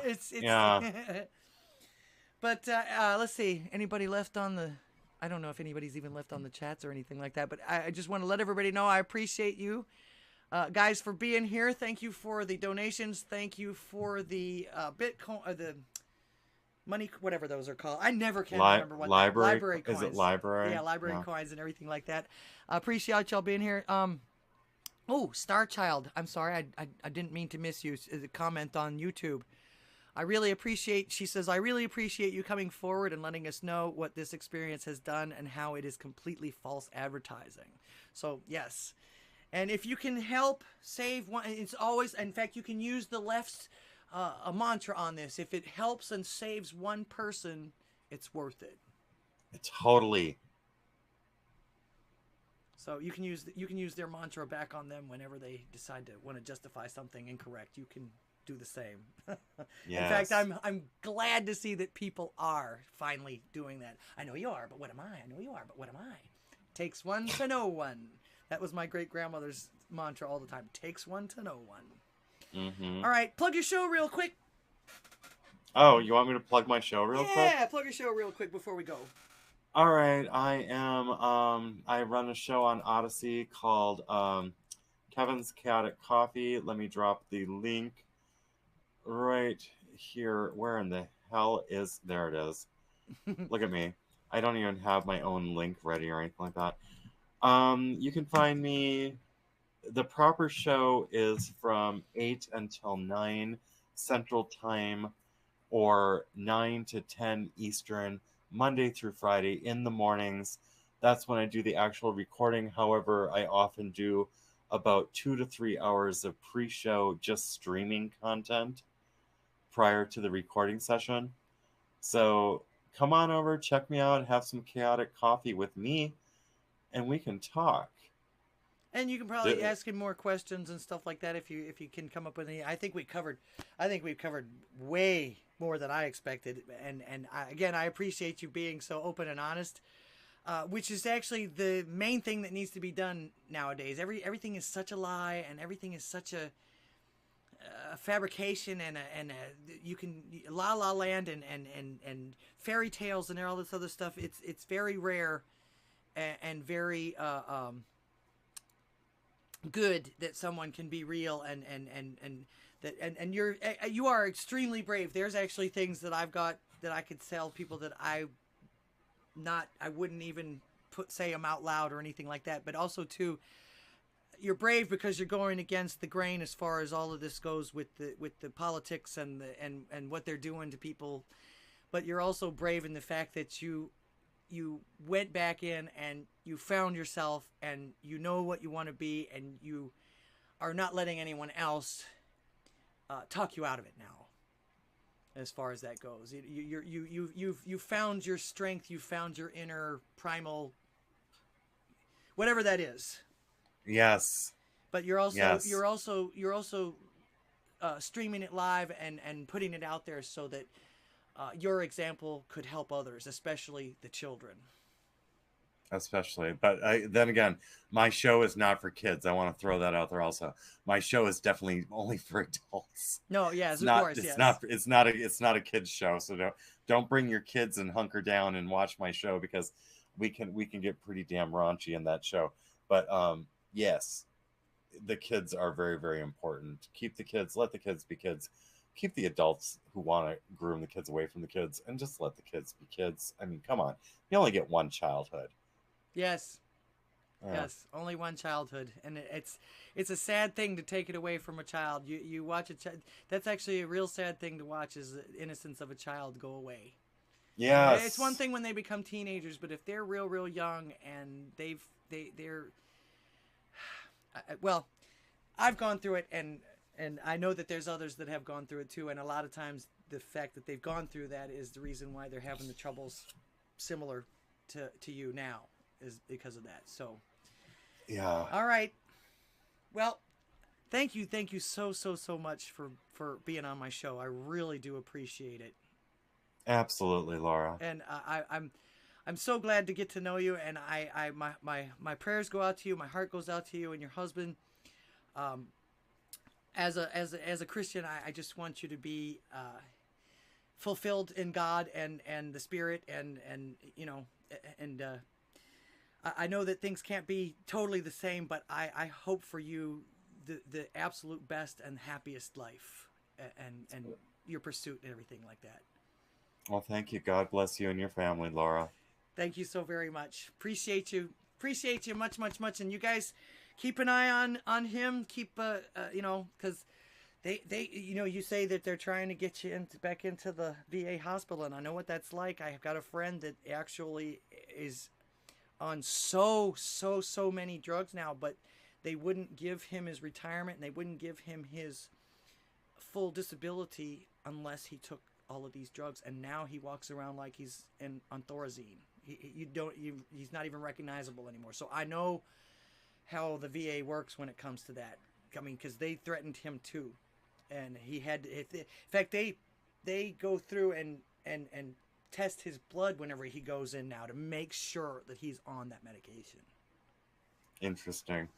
So yeah, it's going to be a tough fight. So we all need to stand behind you, and we want to we definitely want to do that for sure. Okay. Thank you. Well, I'll try to see you in the morning. I'll probably be asleep. He's up a little early for me most of the time. I don't know. It's like almost 10:30 here. I don't even know if I'm going to be up as early as I normally get up now. Oh, okay. Well, I'm sorry I kept you up so late, but this was cool. really important. It's cool. Almost like a little bit of a slumber party in a way. It is kind of like a slumber party. It is. Okay. All right. Well, make sure and go and see Kevin in the mornings, every morning at 8 a.m. Central Time, right here on Odysee. It's called what again?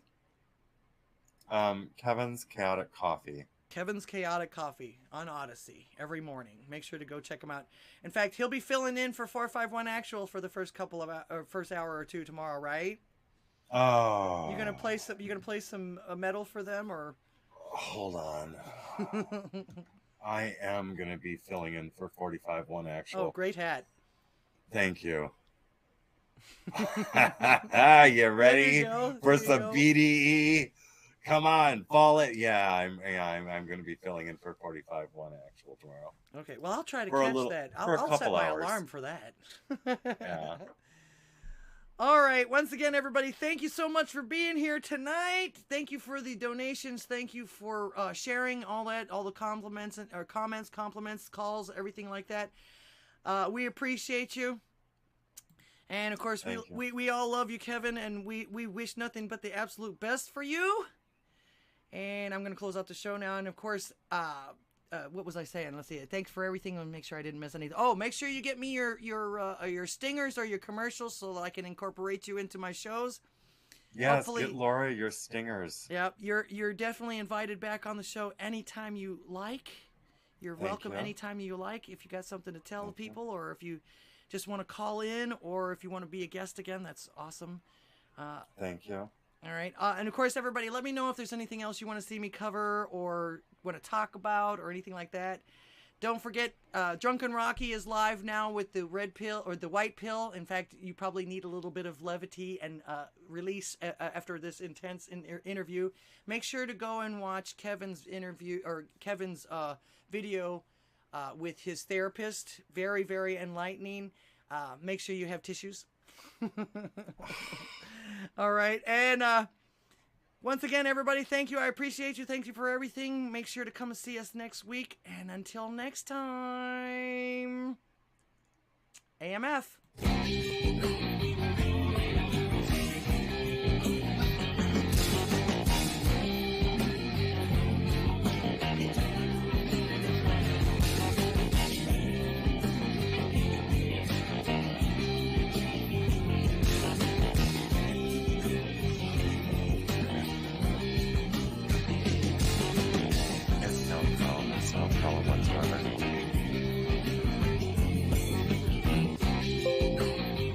It's no problem, Laura. It's no problem whatsoever. All right.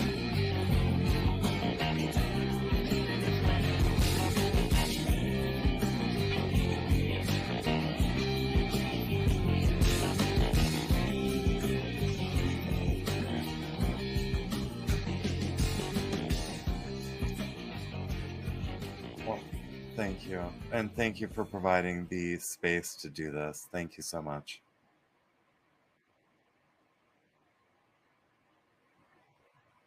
All right. All right. God bless, Laura. Love you too. Good night.